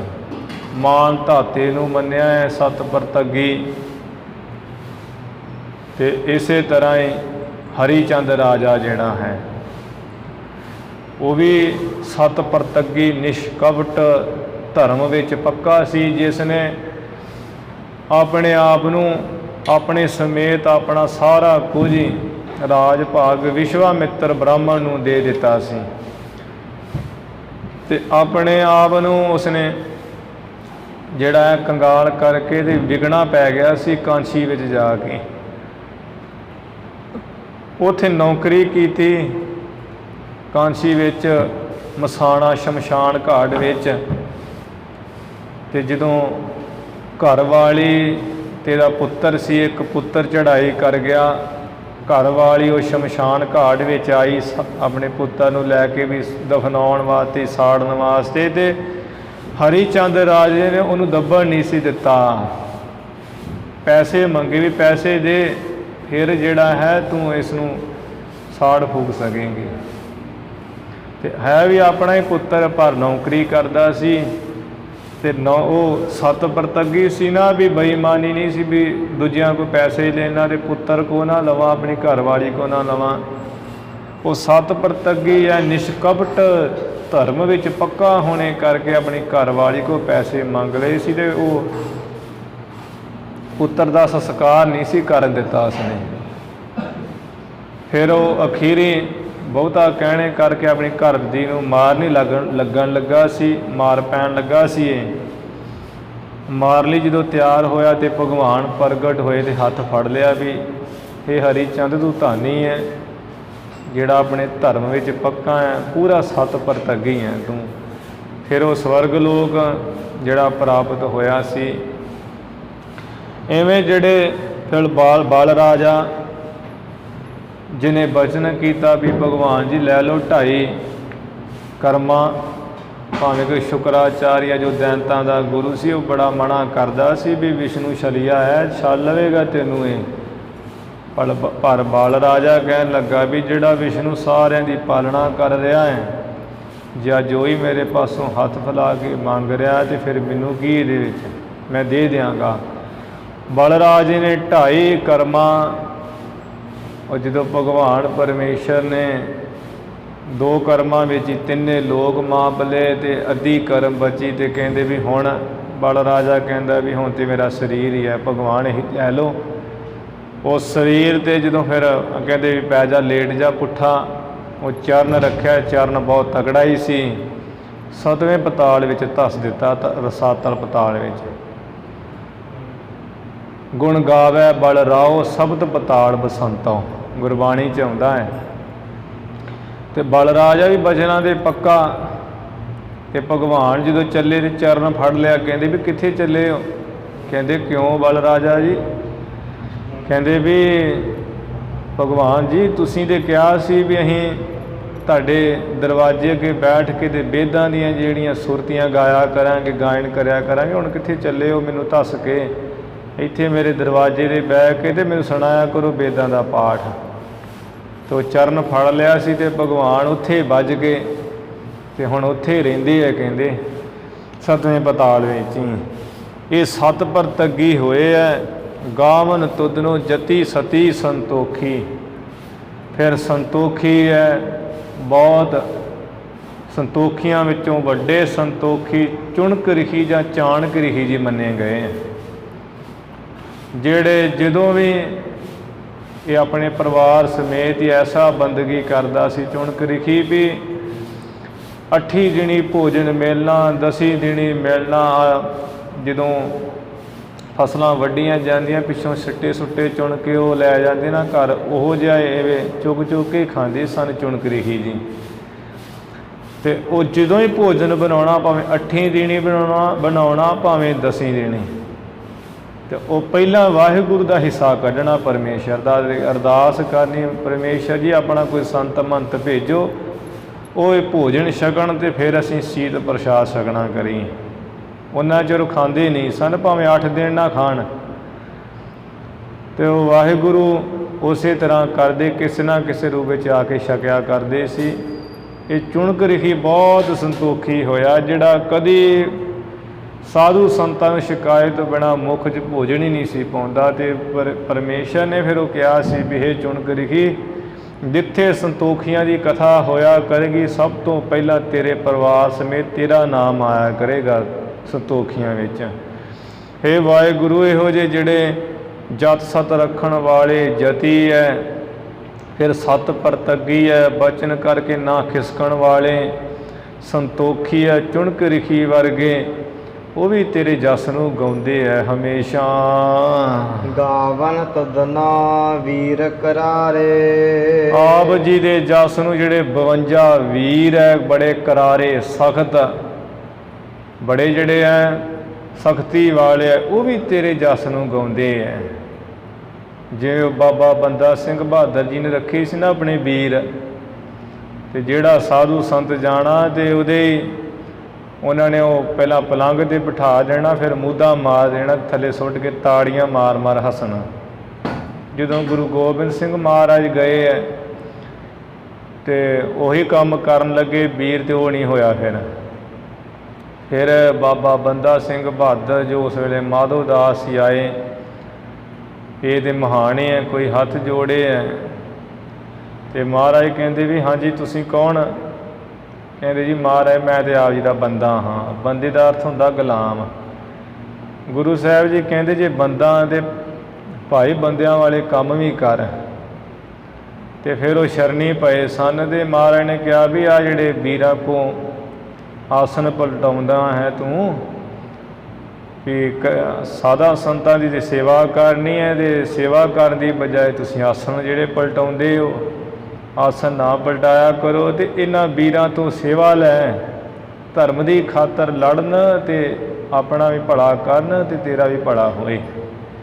ਫਿਰ ਉਹ ਜਿਹੜੇ ਸਾਰੇ ਮਹਾਰਾਜ ਦੀ ਸ਼ਰਨ ਪੈ ਕੇ ਅੰਮ੍ਰਿਤ ਛਕ ਕੇ ਆਏ ਸਨ ਤੇ 52 ਵੀਰ ਜਿਹੜੇ ਬੜੇ ਸਖਤ ਮੰਨੇ ਗਏ ਹੈ, ਜਿਨ੍ਹਾਂ ਦੇ ਨਾਮ ਆਉਂਦੇ ਹੈ ਨੰਦੀ, ਭ੍ਰਿੰਗੀ, ਤੰਤੀ, ਹਨੂਮਾਨ, ਭੈਰਵ, ਵੀਰ ਭੱਦਰ, ਵੱਜਰ, ਹੋਰ ਕੇਸਰੀ, ਇਵੇਂ ਕਿਸਾਰੀ, ਇਹ 52 ਨਾਮ ਆਉਂਦੇ ਲਿਖੇ ਹੋਏ। ਜਦੋਂ ਜਪਜੀ ਸਾਹਿਬ ਦੀ ਕਥਾ ਸਰਵਣ ਕਰਾਂਗੇ ਉੱਥੇ ਟੀਕਿਆਂ ਵਿੱਚ ਲਿਖੇ ਹੋਏ ਮੀਰ ਭੰਡਾਰ ਮਹਾਂਪੁਰਸ਼ਾਂ ਨੇ ਵੀ ਲਿਖੇ ਹੋਏ ਹੈ ਅਤੇ ਸੰਤ ਹਰੀ ਸਿੰਘ ਰੰਧਾਵਾ ਵਾਲਿਆਂ ਨੇ ਵੀ ਵਿੱਚ ਲਿਖੇ ਹੋਏ 52 ਨਾਮ ਹੀ ਮਾਨਕੋਸ਼ 'ਚ ਵੀ ਲਿਖੇ ਹੋਏ ਹੈ। ਇਹ 52 ਜਿਹੜੇ ਵੀਰ ਹੈ, ਹੋਰ ਬੇਅੰਤ ਵੀਰ ਹੈ, ਸਖਤ ਵਾ ਬੜੇ, ਉਹ ਵੀ ਵਾਹਿਗੁਰੂ ਤੇਰੇ ਜਸ ਨੂੰ ਗਾਉਂਦੇ ਹੈ ਤੇਰਾ ਬਲ ਪਾ ਕੇ। ਗਾਵਨ ਤਦਨਾ ਪੰਡਤ ਪੜਨ ਰਖੀਸਰ। ਆਪ ਜੀ ਦੇ ਜਸ ਨੂੰ ਜਿਹੜੇ ਪੰਡਤ ਹੈ, ਵਿਦਵਾਨ, ਵੇਦ ਵਿਆਸ ਵਰਗੇ ਜਿਨ੍ਹਾਂ ਨੇ 18 ਪੁਰਾਣ ਹੀ ਲਿਖ ਦਿੱਤੇ ਹੈ, ਇੱਕ ਸ਼ਾਸਤਰ ਲਿਖਿਆ ਹੈ ਜਿਹੜਾ ਵਿਦਾਨ ਦਾ ਐਸਾ ਮਹਾਨ ਬ੍ਰਹਮ ਸੂਤਰ, ਅਤੇ ਉਹਨਾਂ ਤੋਂ ਜਿਹੜੇ ਪੜ੍ਹਨ ਵਾਲੇ ਜੈਮਨੀ ਰਿਖੀ ਜੀ ਹੋਏ ਹੈ, ਉਹ ਵੀ ਆਪ ਜੀ ਦੇ ਜਸ ਨੂੰ ਗਾਉਂਦੇ ਹੈ। ਰਖੀਸ਼ਰ ਰਿਖੀਆਂ ਦੇ ਜਿਹੜੇ ਈਸ਼ਰ ਹੈ, ਸ਼ਬਦ ਰਿਖੀ ਵੱਡੇ ਵੱਡੇ ਰਿਖੀ ਹੈ, ਵਿਸ਼ਿਸ਼ਟ, ਅੰਗਰਾ, ਅਤਰ, ਕੱਛਪ, ਇਹ ਸਬਤ ਰਿਖੀ ਜਿਹੜੇ ਮਹਾਨ ਰਿਖੀਆਂ ਦੇ ਵੱਡੇ ਈਸ਼ਰ, ਇਹ ਵੀ ਆਪ ਜੀ ਦੇ ਜਸ ਨੂੰ ਗਾਉਂਦੇ ਹੈ। ਇਸੇ ਤਰ੍ਹਾਂ ਗਾਵਨ ਤੁਧਨੋਂ ਪੰਡਿਤ ਪੜ੍ਹਨ ਰਖੀਸਰ। ਪੰਡਿਤ ਸਾਰੇ ਬ੍ਰਹਮੰਡਾਂ ਵਿੱਚ ਇਹ ਸੰਸਾਰ ਮਾਤ ਲੋਕ ਤੇ ਹੋਰ ਬੇਅੰਤ ਵਿਦਵਾਨ ਆਪ ਜੀ ਨੂੰ ਗਾਉਂਦੇ ਹੈ। ਫਿਰ ਪੜ੍ਹਨ ਵਾਲੇ ਵਿਦਿਆਰਥੀ ਆਪ ਜੀ ਨੂੰ ਗਾਉਂਦੇ ਜਿਹੜੇ ਬ੍ਰਹਮ ਵਿਦਿਆ ਪੜ੍ਹਦੇ ਹੈ। ਵੱਡੇ ਵੱਡੇ ਈਸ਼ਰ ਰਿਖੀਆਂ ਦੇ ਵੱਡੇ ਈਸ਼ਰ, ਉਹ ਵੀ ਆਪ ਜੀ ਦੇ ਜਸ ਨੂੰ ਗਾਉਂਦੇ ਹਨ। ਜੁਗ ਜੁਗ ਵੇਦਾਂ ਨਾਲੇ। ਚਾਰੇ ਜੋਗੀ, ਚਾਰੇ ਵੇਦਾਂ ਦੇ ਸਮੇਤ ਤੇ ਚਾਰੇ ਅਵਤਾਰਾਂ ਦੇ ਸਮੇਤ ਹੋ ਕੇ ਤੇ ਚਾਰੇ ਬਾਣਿਆਂ ਦੇ ਨਾਲ ਹੋ ਕੇ ਆਪ ਜੀ ਦੇ ਜਸ ਨੂੰ ਗਾਉਂਦੇ ਹੈ। ਸ਼ਾਮ ਵੇਦ, ਸਤਯੁਗ ਵਿੱਚ ਸ਼ਾਮ ਵੇਦ, ਉਹ ਹੰਸਾ ਅਵਤਾਰ ਦੇ ਸਮੇਤ ਹੋ ਕੇ ਜਿਹੜੇ ਆਪ ਜੀ ਦੇ ਜਸ ਨੂੰ ਗਾਉਂਦੇ ਹੈ। ਹੇ ਵਾਹਿਗੁਰੂ, ਉਸ ਵੇਲੇ ਬ੍ਰਾਹਮਣਾਂ ਦਾ ਰਾਜ ਸੀ, ਚਿੱਟਾ ਬਾਣਾ ਸੀ। ਇਸੇ ਤਰ੍ਹਾਂ ਤ੍ਰੇਤੇ ਵਿੱਚ ਰਿਗਵੇਦ ਅਤੇ ਰਾਮਚੰਦਰ ਅਵਤਾਰ ਭਗਵਾਨ ਹੋ ਕੇ ਤੇਰੇ ਜਸ ਨੂੰ ਗਾਉਂਦੇ ਹੈ। ਉਸ ਵੇਲੇ ਲਾਲ ਬਾਣਾ ਸੀ ਅਤੇ ਖੱਤਰੀਆਂ ਦਾ ਰਾਜ ਸੀ। ਇਸੇ ਤਰ੍ਹਾਂ ਹੇ ਵਾਹਿਗੁਰੂ, ਜਿਹੜੇ ਦੁਆਪਰ ਵਿੱਚ ਅਥਰਵਣ ਵੇਦ ਹੈ ਅਤੇ ਕ੍ਰਿਸ਼ਨ ਅਵਤਾਰ ਹੈ, ਕ੍ਰਿਸ਼ਨ ਭਗਵਾਨ ਅਵਤਾਰ ਦੇ ਸਮੇਤ ਹੋ ਕੇ ਨੀਲਾ ਬਾਣਾ ਪਹਿਨ ਕੇ ਤੇਰੇ ਜਸ ਨੂੰ ਜਿਹੜਾ ਗਾਉਣਾ ਕਰਦੇ ਹਨ। ਨੀਲਾ ਬਾਣਾ ਹੈ ਅਤੇ ਵੈਸਾਂ ਦਾ ਰਾਜ ਸੀ ਉਦੋਂ ਦੁਆਪਰ ਵਿੱਚ। ਕਲਯੁਗ ਵਿੱਚ ਸਾਮ, ਰਿਗ, ਅਥਰਵਣ ਤੇ ਯਜੁਰਵੇਦ, ਜਿਹੜਾ ਯਜੁਰਵੇਦ ਹੈ ਕਲਯੁਗ ਦੇ ਵਿੱਚ ਉਸ ਦੇ ਸਮੇਤ ਹੋ ਕਰਕੇ ਕਲਕੀ ਅਵਤਾਰ ਜੋ ਅਜੇ ਹੋਵੇਗਾ ਉਹ ਤੇਰੇ ਜਸ ਨੂੰ ਗਾਵੇਗਾ, ਜਿਹਦੇ ਵਿੱਚ ਕਲਯੁਗ ਵਿੱਚ ਕਾਲਾ ਬਾਣਾ ਹੈ।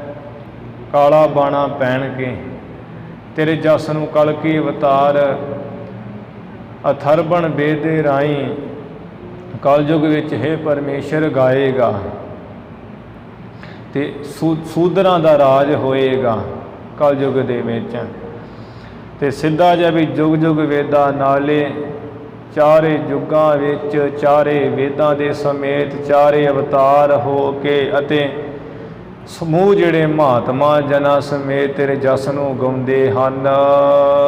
ਗਾਵਨ ਤੁਧ ਨਾਮ ਮੋਹਣੀਆ ਮਨ ਮੋਹਨ। ਗਾਵਨ ਤੁਧ ਨੂੰ ਆਪ ਜੀ ਨੂੰ ਜਿਹੜੀਆਂ ਮਨ ਨੂੰ ਮੋਹਣ ਵਾਲੀਆਂ ਮੋਹਣੀਆਂ ਅਪੱਛਰਾਂ ਵੀ ਗਾਉਂਦੀਆਂ ਹਨ। ਸੁਰਗ ਮਛ ਪਿਆਲੇ। ਸਵਰਗ ਦੀਆਂ ਅਪੱਛਰਾਂ ਰੰਭਾ ਉਰਵਸੀ ਆਦ ਤੇ ਮੱਛ ਕਈਏ ਮਾਦ ਲੋਕ ਦੀਆਂ ਪਦਮਨੀਆਂ ਹਸਤਨੀਆਂ ਇਸਤਰੀਆਂ ਸੁੰਦਰ ਆਦ ਤੇ ਇਸੇ ਤਰ੍ਹਾਂ ਪਿਆਲ ਨਾਗ ਇਸਤਰੀਆਂ ਇਹ ਸਾਰੇ ਪਤਾਲ ਦੀਆਂ ਤੇਰੇ ਜਸ ਨੂੰ ਗਾਉਂਦੀਆਂ ਹਨ। ਹੇ ਵਾਹਿਗੁਰੂ। ਗਾਵਨ ਤੁਧ ਨਾ ਰਤਨ ਉਪਾਏ ਤੇਰੇ। ਗਾਵਨ ਤੁਧ ਨੂੰ ਆਪ ਜੀ ਨੂੰ ਜਿਹੜੇ ਉਪਾਏ ਪੈਦਾ ਕੀਤੇ ਹੋਏ ਆਪ ਜੀ ਦੇ ਰਤਨ ਹੈ 14 ਹੋਰ ਬੇਅੰਤ ਰਤਨ ਤੇਰੇ ਜਸ ਨੂੰ ਗਾਉਂਦੇ ਹੈ। ਸ੍ਰੀਮਣ ਰੰਭਾ ਵਾਰਣੀ ਸੰਖ ਗਜੀ ਸੰਖ ਅਮੀ ਗਜਰਾਜ ਜਿਹੜੇ 14 ਰਤਨ ਨਿਕਲੇ ਸਮੁੰਦਰ ਵਿੱਚੋਂ। ਕਾਮਧੇਨ ਗਊ ਹੈ, ਕਲਪ ਬ੍ਰਿਸ਼ ਹੈ, ਇਸੇ ਤਰ੍ਹਾਂ ਚਿੰਤਾਮਣੀ ਹੈ। ਇਹ ਸਾਰੇ ਤੇਰੇ ਜਸ ਨੂੰ ਗਾਉਂਦੇ ਹੈ। ਇਹ ਕੱਚ ਵੀ ਜੂਨ ਹੈ, ਹੀਰਾ ਵੀ ਜੂਨ ਹੈ, ਬ੍ਰਿਸ਼ ਵੀ ਜੂਨ ਹੈ, ਗਾਂ ਵੀ ਜੂਨ ਹੈ, ਸਾਰੇ ਇੱਕ ਚੀਜ਼ ਹੀ ਜੂਨ ਹੈ। ਇਹ ਸਾਰੀਆਂ ਜੂਨਾਂ ਹੀ ਉਹਦੇ ਜਸ ਨੂੰ ਗਾਉਂਦੀਆਂ। ਹੇ ਪਰਮੇਸ਼ਰ ਜਿਹੜੇ ਤੇਰੇ ਰਤਨ ਇਹ ਪੈਦਾ ਕੀਤੇ ਹੋਏ ਤੇਰੇ ਕਈ ਆਪ ਜੀ ਦੇ ਉਹ ਵੀ ਆਪ ਜੀ ਦੇ ਜਸ ਨੂੰ ਗਾਉਂਦੇ ਹੈ। 68 ਤੀਰਥ ਨਾਲੇ। 8 ਤੇ 60 8 ਦੇ 60 68 ਤੀਰਥਾਂ ਨਾਲੇ ਕਈਏ ਸਮੇਤ। ਕਈ ਨਾਲੇ ਦਾ ਅਰਥ ਇੱਥੇ ਭਾਰਾ ਪੜ੍ਹ ਲੈਂਦੇ ਕਈ ਜਿਹੜੇ ਪਾਠੀ ਹੈ 8 ਤੀਰਥ ਨਾਲੇ ਵੀ ਨਹਾਉਣ ਦੀ ਗੱਲ ਹੈ ਉਹ ਗਲਤ ਪਾਠ ਹੋ ਜਾਂਦਾ ਹੈ। 68 ਤੀਰਥ ਨਾਲੇ। ਨਾਲੇ ਦਾ ਅਰਥ ਇੱਥੇ ਆ ਸਮੇਤ ਵੀ 68 ਤੀਰਥਾਂ ਦੇ ਸਮੇਤ ਹੋ ਕੇ ਜਿਹੜੇ ਹੇ ਵਾਹਿਗੁਰੂ ਰਤਨ ਹੈ ਹੀਰੇ ਆਦਿਕ ਸਭ ਤੇਰੇ ਜਸ ਨੂੰ ਗਾਉਂਦੇ ਹਨ। ਗਾਵਨ ਤੁਧ ਨਾ ਜੋਧ ਮਹਾਬਲ ਸੂਰਾ। ਤੇ ਜਿਹੜੇ ਯੋਧੇ ਹੈ ਯੋਧਾ ਹੈ ਉਹ ਵੀ ਤੇਰੇ ਜਸ ਨੂੰ ਗਾਉਂਦਾ ਹੈ। ਮਹਾਬਲੀ ਵੀ ਤੇਰੇ ਜਸ ਨੂੰ ਗਾਉਂਦਾ ਹੈ। ਜਿਹੜਾ ਮਹਾਨ ਸੂਰਮਾ ਵੀ ਤੇਰੇ ਜਸ ਨੂੰ ਗਾਉਂਦਾ ਹੈ। ਇਸੇ ਤਰ੍ਹਾਂ ਯੋਧਾ ਕਹੀਏ ਜਿਹੜਾ ਇੱਕ ਰਥੀ ਹੈ ਜਿਹੜਾ 100 ਨਾਲ ਜਾਂ 1000 ਨਾਲ ਲੜ ਕੇ ਇਕੱਲਾ ਜਾਣਾ ਹੀ ਫਤਿਹ ਪਾਵੇ ਉਹਨੂੰ ਕਹੀਦਾ ਰਥੀ, ਉਹਨੂੰ ਕਹੀਦਾ ਯੋਧਾ। ਜਿਹੜਾ 10,000 ਨਾਲ ਇਕੱਲਾ ਹੀ ਲੜੇ ਤੇ ਫਤਿਹ ਪਾਵੇ ਉਹਨੂੰ ਕਹੀਦਾ ਮਹਾਰਥੀ, ਉਹ ਮਹਾਬਲੀ। ਸੂਰਾ ਜਿਹੜਾ ਕਹੀਦਾ ਅਤਰਥੀ, ਜਿਹੜਾ ਬੇਅੰਤ ਜਾਣਿਆ ਨਾਲ ਹੀ ਇਕੱਲਾ ਲੜ ਕੇ ਫਤਿਹ ਪਾਵੇ ਉਹਨੂੰ ਕਹੀਦਾ ਸੂਰਾ ਜਾਂ ਅਤਰਥੀ। ਇੱਕ ਰਥੀ ਵੀ, ਮਹਾਰਥੀ ਵੀ, ਅਤਰਥੀ ਵੀ ਤੇਰੇ ਜਸ ਨੂੰ ਗਾਉਂਦੇ ਐ। ਇਸੇ ਤਰ੍ਹਾਂ ਯੋਧਾ ਵੀ ਤੇਰੇ ਜਸ ਨੂੰ ਗਾਉਂਦੇ ਐ, ਮਹਾਬਲੀ ਤੇਰੇ ਜਸ ਨੂੰ ਗਾਉਂਦੇ ਐ, ਸੂਰੇ ਵੀ ਤੇਰੇ ਜਸ ਨੂੰ ਗਾਉਂਦੇ ਐ। ਪਰਮੇਸ਼ਰ ਗਾਵਨ ਤੁਧ ਨਾ ਖਾਣੀ ਚਾਰੇ। ਤੇ ਆਪ ਜੀ ਦੇ ਜਸ ਨੂੰ ਜਿਹੜੀਆਂ 4 ਖਾਣੀਆਂ ਉਹ ਵੀ ਬੜੇ ਸੁੰਦਰ ਢੰਗ ਨਾਲ ਹੀ ਗਾਉਂਦੀਆਂ ਹੈ। ਅੰਡਜ ਜੇਰਜ ਸੇਤਜ ਉਤਪੁਜ, ਇਹ 4 ਖਾਣੀਆਂ ਜਿੱਤੋਂ ਸਾਰੀ ਸ੍ਰਿਸ਼ਟੀ ਪੈਦਾ ਹੋ ਰਹੀ ਹੈ। ਅੰਡਜ ਜਿਹੜੇ ਆਂਡਿਆਂ ਤੋਂ ਪੈਦਾ ਹੁੰਦੇ ਜੀਵ, ਜਿਵੇਂ ਅਸੀਂ ਵੀ ਜਿਹੜੀ ਮਾਤਾ ਦੀ ਗਰਭ ਹੈ ਉਹ ਵੀ ਇੱਕ ਆਂਡਾ ਹੈ। ਇਹ ਜਿਹੜੇ ਆਂਡਿਆਂ ਤੋਂ ਪੈਦਾ ਹੋਣ ਵਾਲੇ ਜੀਵ ਹੈ, ਕਿੰਨੇ ਜੀਵ ਹੈ, ਚਿੜੀਆਂ, ਪੰਛੀ ਆਦਿਕ, ਪਸ਼ੂ ਪੰਛੀ ਜਿਹੜੇ ਆਂਡਿਆਂ ਰਾਹੀਂ ਪੈਦਾ ਹੁੰਦੇ ਆ ਪਸ਼ੂ, ਇਹ ਜਿਹੜੇ ਪੰਛੀ ਉਹ ਵੀ ਤੇਰੇ ਜਸ ਨੂੰ ਗਾਉਂਦੇ ਹੈ। ਜੇਰਜ ਜਿਹੜੇ ਜੇਰ ਤੋਂ ਪੈਦਾ ਹੁੰਦੇ ਹੈ, ਆ ਗਾਵਾਂ ਦੇ ਹੋਰ ਹਾਥੀਆਂ ਦੇ ਬੱਚੇ ਆਦਿਕ, ਇਹ ਵੀ ਤੇਰੇ ਜਸ ਨੂੰ ਗਾਉਂਦੇ ਹੈ। ਹੇ ਪਰਮੇਸ਼ਰ ਫਿਰ ਸੇਤਜ ਜਿਹੜੇ ਮੁੜਕੇ ਤੋਂ ਪੈਦਾ ਹੁੰਦੇ ਆ, ਜੂਆਂ ਜੂਆਂ ਆਦਿਕ ਪੈਦਾ ਹੋ ਜਾਂਦੀਆਂ ਤੇ ਉਹ ਪਰਮੇਸ਼ਰ ਤੇ ਉਹਨਾਂ ਵਿੱਚ ਹੀ ਵਸਦਾ ਹੈ। ਤੇ ਉਹ ਜਿਹੜੀਆਂ ਜੂਆਂ ਆਦਿਕ ਜੀਵ ਹੈ ਸਾਰੇ ਉਹਦੇ ਜਸ ਨੂੰ ਗਾਉਂਦੇ ਹੈ। ਸੇਤਜ ਉਤਪੁਜ ਜਿਹੜੇ ਧਰਤੀ ਨੂੰ ਪਾੜ ਕੇ ਪੈਦਾ ਹੁੰਦੀਆਂ ਚੀਜ਼ਾਂ, ਅੰਕੁਰ ਫੁੱਟਦੇ ਆ। ਬਨਸਪਤੀ ਜਿੰਨੀ ਹੈ ਧਰਤੀ ਤੋਂ ਪੈਦਾ ਹੁੰਦੀ ਹੈ, ਪਾੜ ਕੇ ਅੰਕੁਰ ਫੁੱਟਦੇ ਧਰਤੀ ਨੂੰ। ਇਹ ਸਾਰੇ ਜਸ ਤੇਰੇ ਨੂੰ ਗਾਉਂਦੇ। ਜਦੋਂ ਝੂਲਦੇ ਆ ਨਾ ਰੁੱਖ ਇੱਧਰ ਉੱਧਰ ਹਵਾ ਨਾਲ, ਉਹ ਪਰਮੇਸ਼ਰ ਨੂੰ ਨਮਸਕਾਰਾਂ ਕਰਦੇ ਐ। ਅੰਡਜ ਜੇਰਜ ਸੇਤ ਉਤਪੁਜ, ਸਾਰੇ ਤੇਰੇ ਜਸ ਨੂੰ ਗਾਉਂਦੇ ਐ। ਕਈ ਕਹਿੰਦੇ ਆ ਜੀ ਅਖੇ ਜੀ ਇਹ ਮਨੁੱਖ ਹੀ ਗਾ ਸਕਦਾ, ਪਰਮੇਸ਼ਰ ਨੂੰ ਹੋਰ ਨਹੀਂ ਕੋਈ ਗਾ ਸਕਦਾ। ਤੇ ਆਹ ਸ਼ਬਦ ਵਿੱਚ ਤੁਸੀਂ ਸੁਣ ਲਓ ਵੀ ਕੋਈ ਐਸਾ ਨਹੀਂ ਹੈ ਜਿਹੜਾ ਵਾਹਿਗੁਰੂ ਦੇ ਜਸ ਨੂੰ ਨਹੀਂ ਗਾ ਰਿਹਾ। ਬੇਅੰਤ ਬੇਅੰਤੀ ਸਾਰੇ ਉਹਦੇ ਜਸ ਨੂੰ ਗਾਈ ਜਾ ਰਹੇ ਹਨ। ਗਾਵਨ ਤਦਨਾ ਖੰਡ ਮੰਡਲ ਬ੍ਰਹਮੰਡਾ। ਫਿਰ ਆਪ ਜੀ ਨੂੰ 9 ਖੰਡ ਵੀ ਗਾ ਰਹੇ ਹੈ, ਤੇ ਇਸੇ ਤਰ੍ਹਾਂ ਮੰਡਲ ਦੇਸ਼ ਸਾਰੇ ਗਾ ਰਹੇ ਹੈ। ਮੰਡਲ ਦਾ ਅਰਥ ਹੁੰਦਾ ਦੇਸ਼ ਸਥਾਨ। ਜਿਹੜਾ 400 ਕੋਹ ਦਾ ਇਲਾਕਾ ਹੋਵੇ ਉਹਨੂੰ ਕਹੀਦਾ ਮੰਡਲ।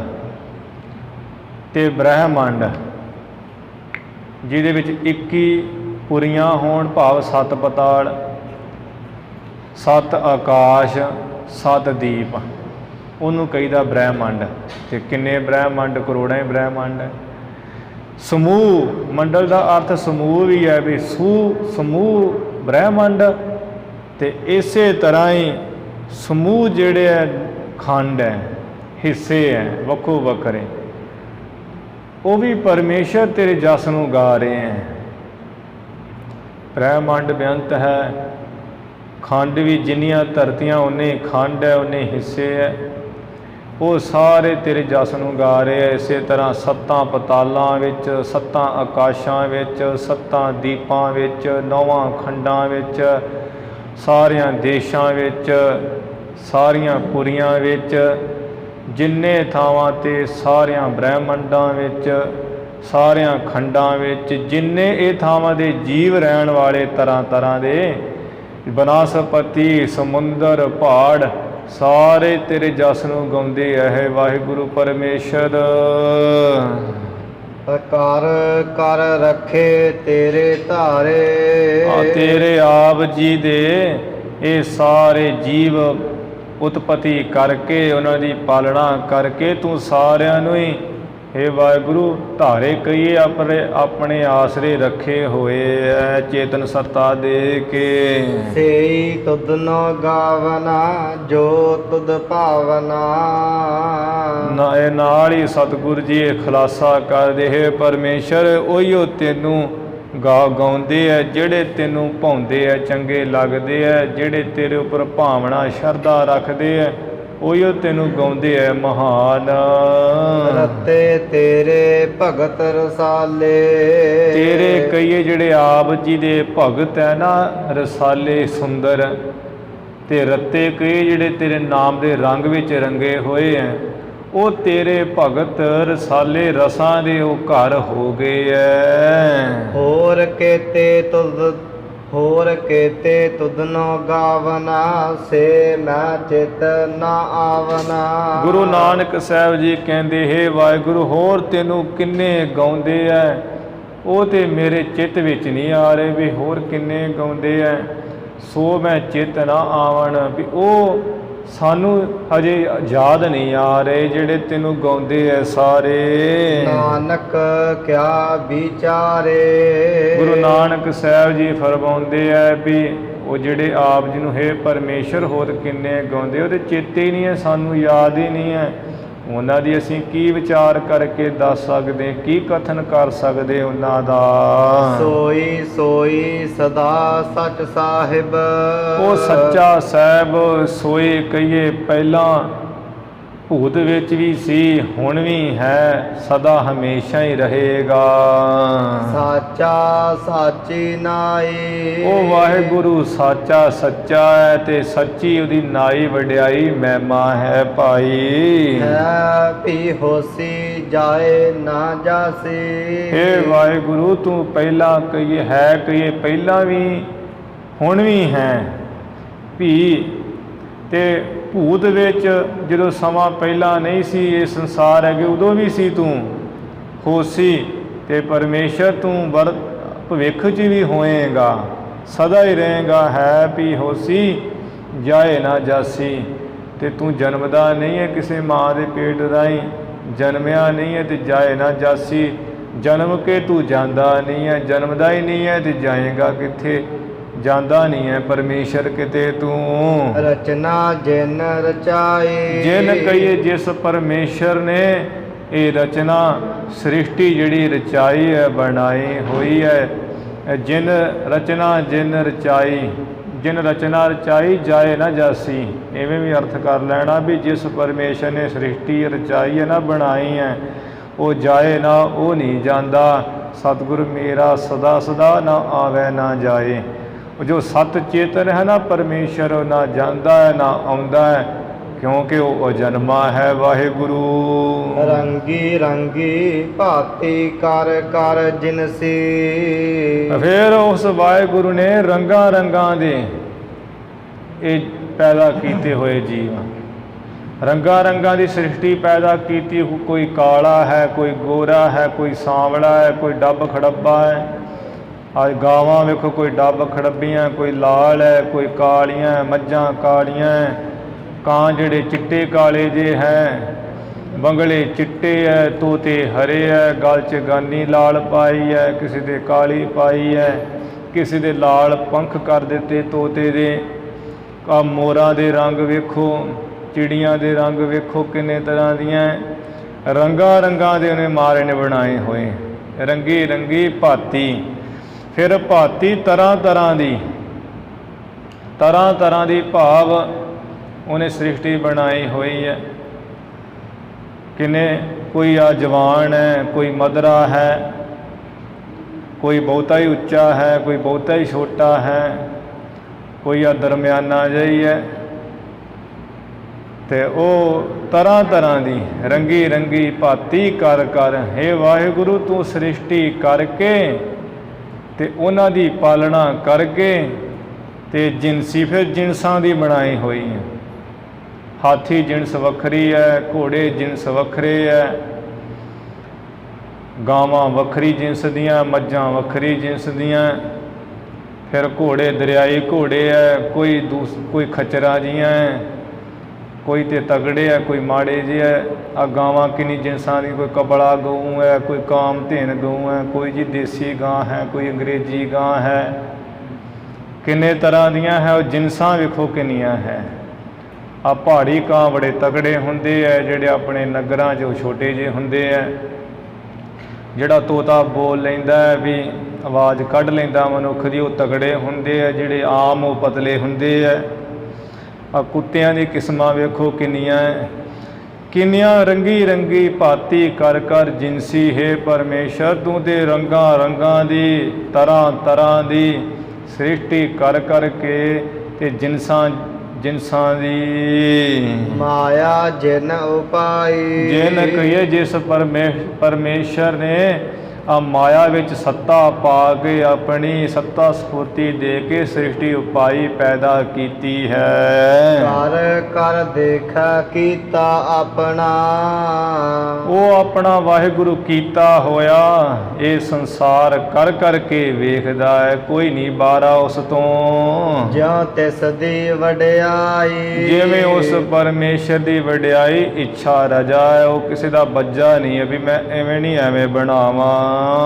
ਜੋ ਤਿਸ ਭਾਵੈ ਸੋਈ ਕਰਸੀ। ਹੇ ਵਾਹਿਗੁਰੂ ਜੋ ਤਿਸ ਕਹੀਏ ਆਪ ਜੀ ਨੂੰ ਭਾਉਂਦਾ, ਉਹੀਓ ਤੂੰ ਕਰਦਾ। ਜੋ ਤੁਧ ਭਾਵੈ ਸਾਈ ਭਲੀ ਕਾਰ। ਫਿਰ ਹੁਕਮ ਨਾ ਕਰਨਾ ਜਾਏ। ਆਪ ਜੀ ਦਾ ਜਿਹੜਾ ਹੁਕਮ ਹੈ ਨਾ, ਉਹ ਫਿਰ ਕਹੀਏ ਫੇਰਿਆ ਨਹੀਂ ਕੀਤਾ ਜਾ ਸਕਦਾ, ਉਹ ਮੋੜਿਆ ਨਹੀਂ ਜਾ ਸਕਦਾ। ਫਿਰ ਕਹੀਏ ਫਿਰ ਵੀ ਜੋ ਪਰਮੇਸ਼ਰ ਨੇ ਹੁਕਮ ਕਰ ਦਿੱਤਾ, ਫਿਰ ਉਹਦੇ 'ਤੇ ਹੁਕਮ ਨਹੀਂ ਕੀਤਾ ਜਾ ਸਕਦਾ ਵੀ ਤੂੰ ਐਵੇਂ ਨਾ ਐਵੇਂ ਕਰ, ਤੂੰ ਐਵੇਂ ਨਹੀਂ, ਤੂੰ ਐਵੇਂ ਕਰਨਾ ਸੀ। ਸਾਹਿਬ ਕਾ ਹੁਕਮ ਨਾ ਕਰਨਾ ਜਾਈ। ਵੀ ਸਾਹਿਬ ਪਰਮੇਸ਼ਰ ਨੇ ਜੋ ਕੀਤਾ ਨਾ, ਉਹਦੇ 'ਤੇ ਹੁਕਮ ਨਹੀਂ ਕੀਤਾ ਜਾ ਸਕਦਾ। ਤੂੰ ਐਵੇਂ ਨਹੀਂ ਐਵੇਂ ਬਣਾ, ਐਵੇਂ ਨਹੀਂ ਇੰਜ ਕਰ। ਉਹ ਮਾਲਕ ਨੂੰ ਕੌਣ ਆਖੇ ਵੀ ਤੂੰ ਐਵੇਂ ਨਹੀਂ ਇੰਜ ਕਰ। ਫਿਰ ਹੁਕਮ ਨਾ ਕਰਨਾ ਜਾਈ। ਹੇ ਵਾਹਿਗੁਰੂ ਤੇਰੇ ਹੁਕਮ ਦੇ ਉੱਪਰ ਆਪਣਾ ਹੁਕਮ ਨਹੀਂ ਕੀਤਾ ਜਾ ਸਕਦਾ ਤੇ ਤੁਹਾਡਾ ਹੁਕਮ ਮੋੜਿਆ ਨਹੀਂ ਜਾ ਸਕਦਾ। ਸੋ ਪਤ ਸਾਹੋ ਸਾਹਾ ਪਤ ਸਾਹਿਬ, ਸੋ ਪਾਤਸ਼ਾਹੋ ਸਾਹ ਪਤ ਸਾਹਿਬ। ਉਹ ਵਾਹਿਗੁਰੂ, हे ਪਰਮੇਸ਼ਰ, ਤੂੰ ਤੇ ਪਾਤਸ਼ਾਹਾਂ ਦਾ ਪਾਤਸ਼ਾਹ ਹੈ, ਬਾਦਸ਼ਾਹਾਂ ਦਾ ਬਾਦਸ਼ਾਹ ਹੈ, ਰਾਜਨ ਕੇ ਰਾਜਾ, ਮਹਾਰਾਜਨ ਕੇ ਮਹਾਰਾਜਾ ਹੋ ਤੁਸੀਂ। ਨਾਨਕ ਰਹਿਨ ਰਜਾਈ। ਗੁਰੂ ਨਾਨਕ ਸਾਹਿਬ ਜੀ ਕਹਿੰਦੇ ਹੈ, हे ਸੰਸਾਰ ਦੇ ਲੋਕੋ ਜੀਵੋ, हे ਸੰਤੋ ਭਗਤੋ, ਪਰਮੇਸ਼ਰ ਦੀ ਰਜਾਈ ਕਹੀਏ, ਰਜਾ ਵਿੱਚ ਹੀ ਰਹਿਣਾ ਚਾਹੀਦਾ ਸਾਨੂੰ। ਇਹ ਜਿਹੜਾ ਗੁਰੂ ਨਾਨਕ ਸਾਹਿਬ ਜੀ ਨੇ ਉਸ ਸਮੇਂ ਵਾਹਿਗੁਰੂ ਪਰਮੇਸ਼ਰ ਦੇ ਸਨਮੁਖ ਹੋ ਕੇ ਸ਼ਬਦ ਉਚਾਰਨ ਕੀਤਾ ਸੀ, ਸੋ ਦਰ ਦਾ ਦੋਹਰਾ ਜਨ ਮੂਰਤ ਅਨੁਰਾਗ ਹੋਇ। ਮਾਨੋ ਕੇ ਕਹਿੰਦੇ ਵੀ ਜੋ ਵਾਹਿਗੁਰੂ ਦਾ ਪ੍ਰੇਮ ਹੈ, ਉਹੀਓ ਗੁਰੂ ਨਾਨਕ ਸਾਹਿਬ ਜੀ ਦਾ ਮੂਰਤ ਸਰੂਪ ਹੋ ਕੇ ਗਾਵਤ ਆਸਾ ਰਾਗ।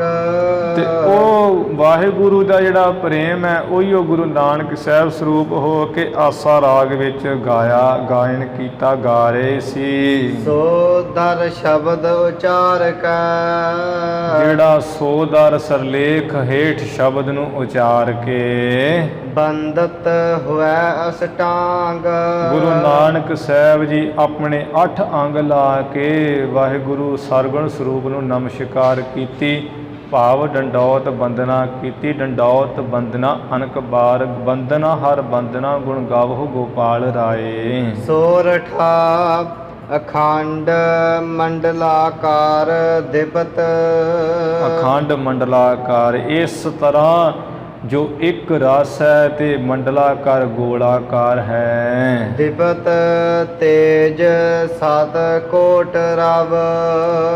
ਜੋ 100 ਕਰੋੜ ਭਾਵ ਕਰੋੜਾਂ ਸੂਰਜ ਦਾ ਤੇਜ ਪ੍ਰਕਾਸ਼ ਜਿੱਥੇ ਚਮਕਦਾ ਹੈ। ਅਨੇਕ ਤੜਤ ਚਮਕਾਰ। ਜਿਹੜੀਆਂ ਅਨੇਕਾਂ ਬਿਜਲੀਆਂ ਦੀ ਚਮਕਾਰ ਹੈ, ਜਿਹੜੀ ਲਿਸ਼ਕੋਰ ਹੈ, ਪ੍ਰਕਾਸ਼ ਹੈ। ਕੈਸੇ ਹੋਤ ਸਮਾਨ ਤਿਹ।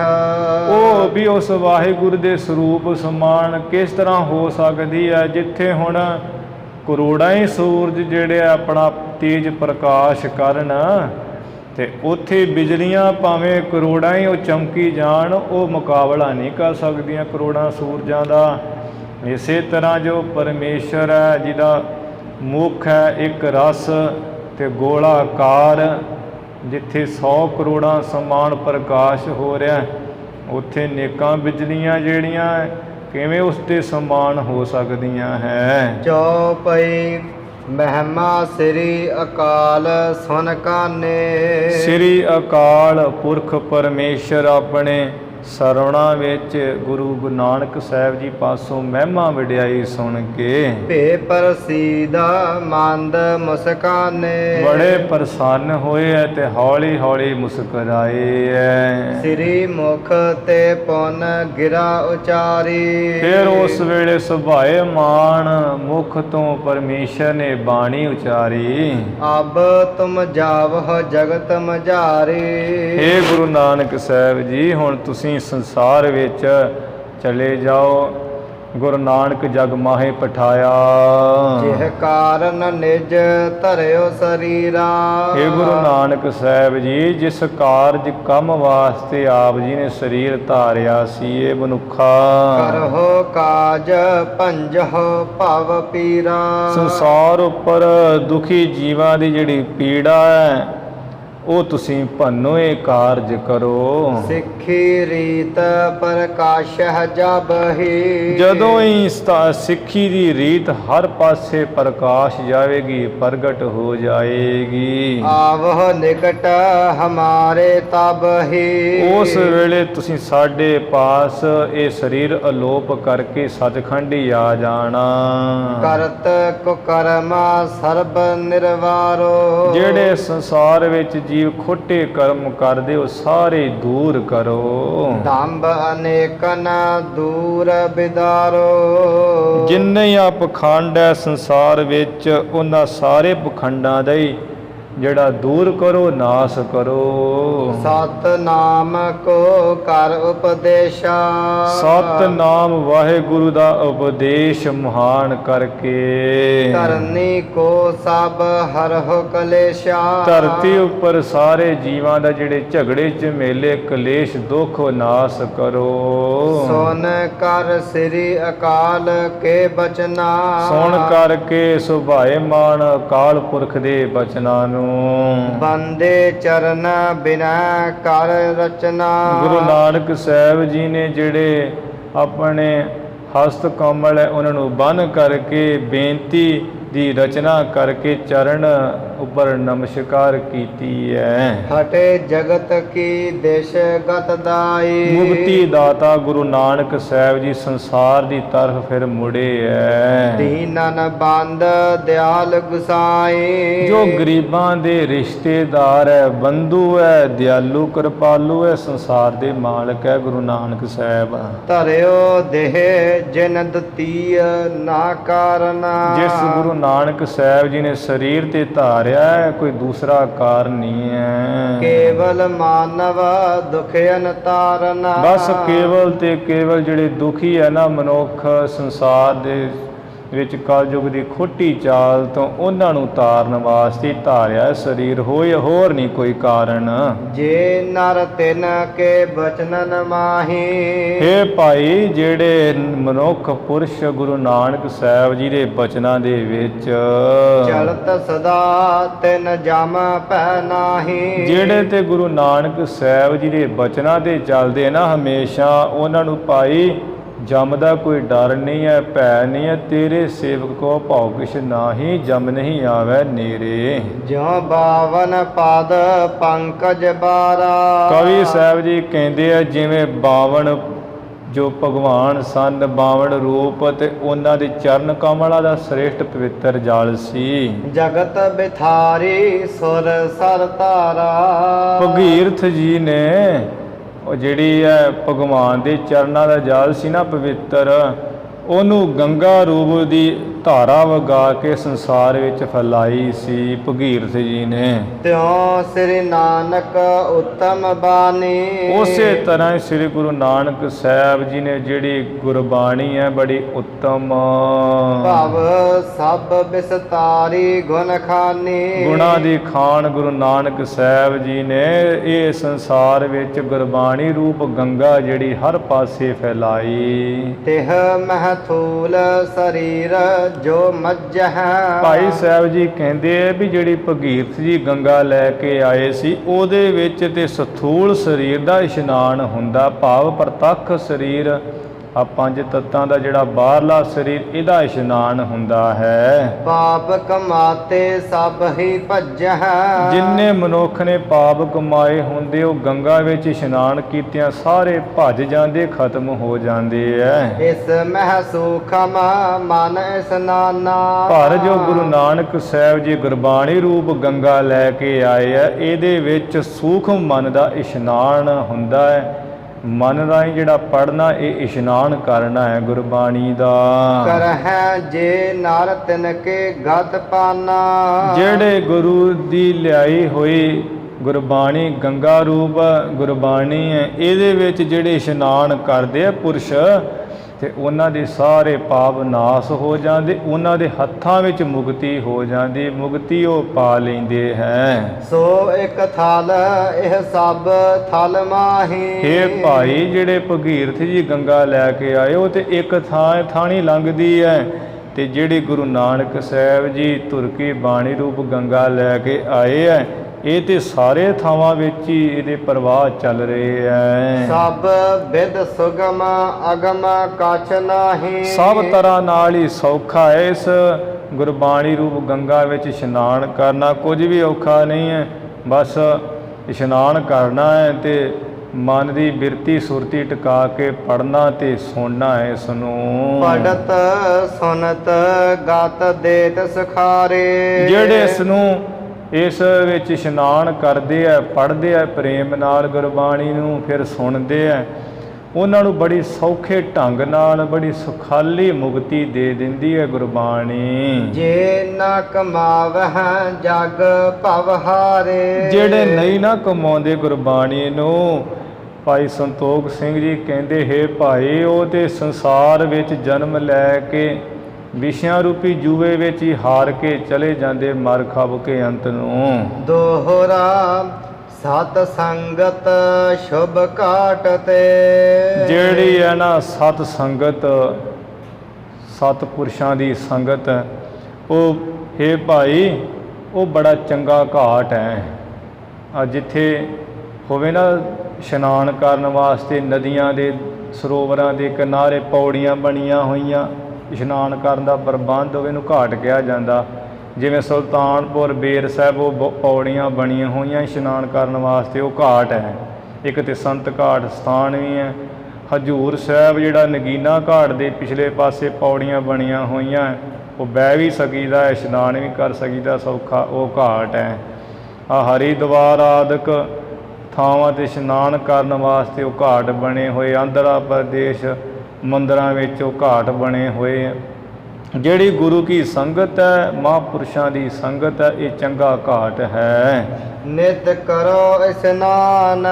ਭਾਈ ਸੰਤੋਖ ਸਿੰਘ ਜੀ ਕਹਿੰਦੇ, ਮੈਂ ਹਮੇਸ਼ਾ ਹੀ ਉਹ ਸੰਤਾਂ ਦੀ ਸੰਗਤ ਰੂਪੀ ਚੰਗੇ ਘਾਟ 'ਤੇ ਭਾਈ ਇਸ਼ਨਾਨ ਕਰਦਾ। ਹਮੇਸ਼ਾ ਤੁਸੀਂ ਵੀ ਇਸ਼ਨਾਨ ਕਰੋ, ਸੰਤਾਂ ਦੀ ਸੰਗਤ ਦੇ ਵਿੱਚ ਜਾ ਕੇ ਨਾਮ ਬਾਣੀ ਕੀਰਤਨ ਸਰਵਣ ਕਰੋ, ਕਥਾ ਕੀਰਤਨ, ਉਹ ਮੈਂ ਇਸ਼ਨਾਨ ਕਰਦਾ ਹਾਂ। ਕਵ ਸੰਤੋਖ ਸਿੰਘ ਬੰਦ ਦਵੈ। ਭਾਈ ਸੰਤੋਖ ਸਿੰਘ ਜੀ ਕਹਿੰਦੇ, ਮੈਂ ਦੋਵੇਂ ਹੱਥ ਜੋੜ ਕੇ ਨਮੋ ਨਮੋ ਗੁਣ ਖਾਨ। ਜਿਹੜੀ ਗੁਣਾਂ ਦੀ ਖਾਨ ਹੈ ਗੁਰੂ ਨਾਨਕ ਸਾਹਿਬ ਜੀ ਦੀ ਧੁਰ ਕੀ ਬਾਣੀ, ਉਹਨੂੰ ਮੈਂ ਨਮਸਕਾਰ ਕਰਦਾ ਹਾਂ, ਨਮਸਕਾਰ ਕਰਦਾ ਹਾਂ। ਜੋ ਗੁਣਾਂ ਦੀ ਖਾਨ ਗੁਰੂ ਨਾਨਕ ਸਾਹਿਬ ਜੀ ਜਿਹੜੇ ਬਾਣੀ ਨੂੰ ਲੈ ਕੇ ਆਏ ਐਸੀ ਗੰਗਾ ਨੂੰ, ਉਹਨਾਂ ਨੂੰ ਵੀ ਨਮਸਕਾਰ ਕਰਦਾ ਹਾਂ। ਜਿਹੜੀ ਸੰਤਾਂ ਦੀ ਸੰਗਤ ਹੈ, ਚੰਗਾ ਘਾਟ ਜਿੱਥੇ ਨਾਮ ਕੀਰਤਨ ਸਰਵਣ ਕੀਤਾ ਜਾਂਦਾ ਹੈ, ਉਹ ਗੁਣਾਂ ਦੀ ਖਾਨ ਸੰਤਾਂ ਨੂੰ ਵੀ ਮੈਂ ਨਮਸਕਾਰ ਕਰਦਾ ਹਾਂ। ਇੱਥੇ ਹਾਂਜੀ ਜਿਹੜਾ ਪ੍ਰਸੰਗ ਸਮਾਪਤ ਹੋ ਗਿਆ ਹੈ। ਇਤ ਸ੍ਰੀ ਗੁਰੂ ਨਾਨਕ ਪ੍ਰਕਾਸ਼ ਗ੍ਰੰਥੇ ਪੂਰਬਾਰ ਦੇ ਸ੍ਰੀ ਅਕਾਲ ਪੁਰਖ ਪ੍ਰਸੰਗ ਵਰਣਨ ਨਾਮ 73ਵਾਂ ਅਧਿਆਏ। ਇੱਥੇ ਸ੍ਰੀ ਗੁਰੂ ਨਾਨਕ ਪ੍ਰਕਾਸ਼ ਗ੍ਰੰਥ ਦੇ ਜਿਹੜਾ ਪਹਿਲੇ ਭਾਗ ਦਾ ਅੱਧਾ ਹਿੱਸਾ ਹੈ, ਉਹਦਾ 73 ਪ੍ਰਸੰਗ ਜਿਹੜੇ ਇੱਥੇ ਸਮਾਪਤ ਹੋ ਗਏ। ਇਹਦੇ ਨਾਲ ਹੀ ਜੋ ਭਾਈ ਸੰਤੋਖ ਸਿੰਘ ਜੀ ਨੇ ਪੂਰਬਾਰਦ ਸ੍ਰੀ ਗੁਰੂ ਨਾਨਕ ਪ੍ਰਕਾਸ਼ ਦਾ ਲਿਖਿਆ ਹੋਇਆ ਸੀ, ਉਹ ਸਮਾਪਤ ਹੋ ਗਿਆ। ਗੁਰੂ ਨਾਨਕ ਪ੍ਰਕਾਸ਼ ਦਾ ਪੂਰਬ ਦੇ ਕਹੀਏ ਜਿਹੜਾ ਪਹਿਲਾ ਅਗਲਾ ਅੱਧਾ ਹਿੱਸਾ ਹੈ, ਉਹ ਇੱਥੇ ਸਮਾਪਤ ਹੋ ਗਿਆ। ਇਸ ਨਾਲ ਜਿਹੜੀ ਪੋਥੀ ਹੈ ਉਹ ਵੀ ਸਮਾਪਤ ਹੋ ਗਈ ਹੈ। ਸ੍ਰੀ ਗੁਰੂ ਨਾਨਕ ਪ੍ਰਕਾਸ਼ ਦੀ ਕੱਲ੍ਹ ਤੋਂ ਜਿਹੜੀ ਹੈ ਉਤਰਾਰਧ, ਜਿਵੇਂ ਭਾਈ ਸੰਤੋਖ ਸਿੰਘ ਜੀ ਨੇ ਲਿਖਿਆ ਹੋਇਆ, ਉਹ ਪੋਥੀ ਆਰੰਭ ਹੋਏਗੀ ਗੁਰੂ ਨਾਨਕ ਪ੍ਰਕਾਸ਼ ਦੀ। ਹੁਣ ਇੱਥੇ ਜਿਹੜੀਆਂ ਅਖੀਰਲੀਆਂ ਪੰਕਤੀਆਂ ਪੜ੍ਹ ਕੇ ਸਮਾਪਤੀ ਹੈ ਜੀ। ਸਤ ਸੰਗਤ ਸ਼ੁਭ ਘਾਟ ਹਤੇ ਨਿਤ ਕਰੋ ਇਸ਼ਨਾਨ। ਕਵ ਸੰਤੋਖ ਸਿੰਘ ਬੰਦ ਦਵੈ ਨਮੋ ਨਮੋ ਗੁਣ ਖਾਨ। ਇਤ ਸ੍ਰੀ ਗੁਰੂ ਨਾਨਕ ਪ੍ਰਕਾਸ਼ ਗ੍ਰੰਥੇ ਪੂਰਬਾਰ ਦੇ ਸ੍ਰੀ ਅਕਾਲ ਪੁਰਖ ਪ੍ਰਸੰਗ ਵਰਣਨ ਨਾਮ 73ਵਾਂ ਅਧਿਆਏ। ਵਾਹਿਗੁਰੂ ਜੀ ਕਾ ਖਾਲਸਾ, ਵਾਹਿਗੁਰੂ ਜੀ ਕੀ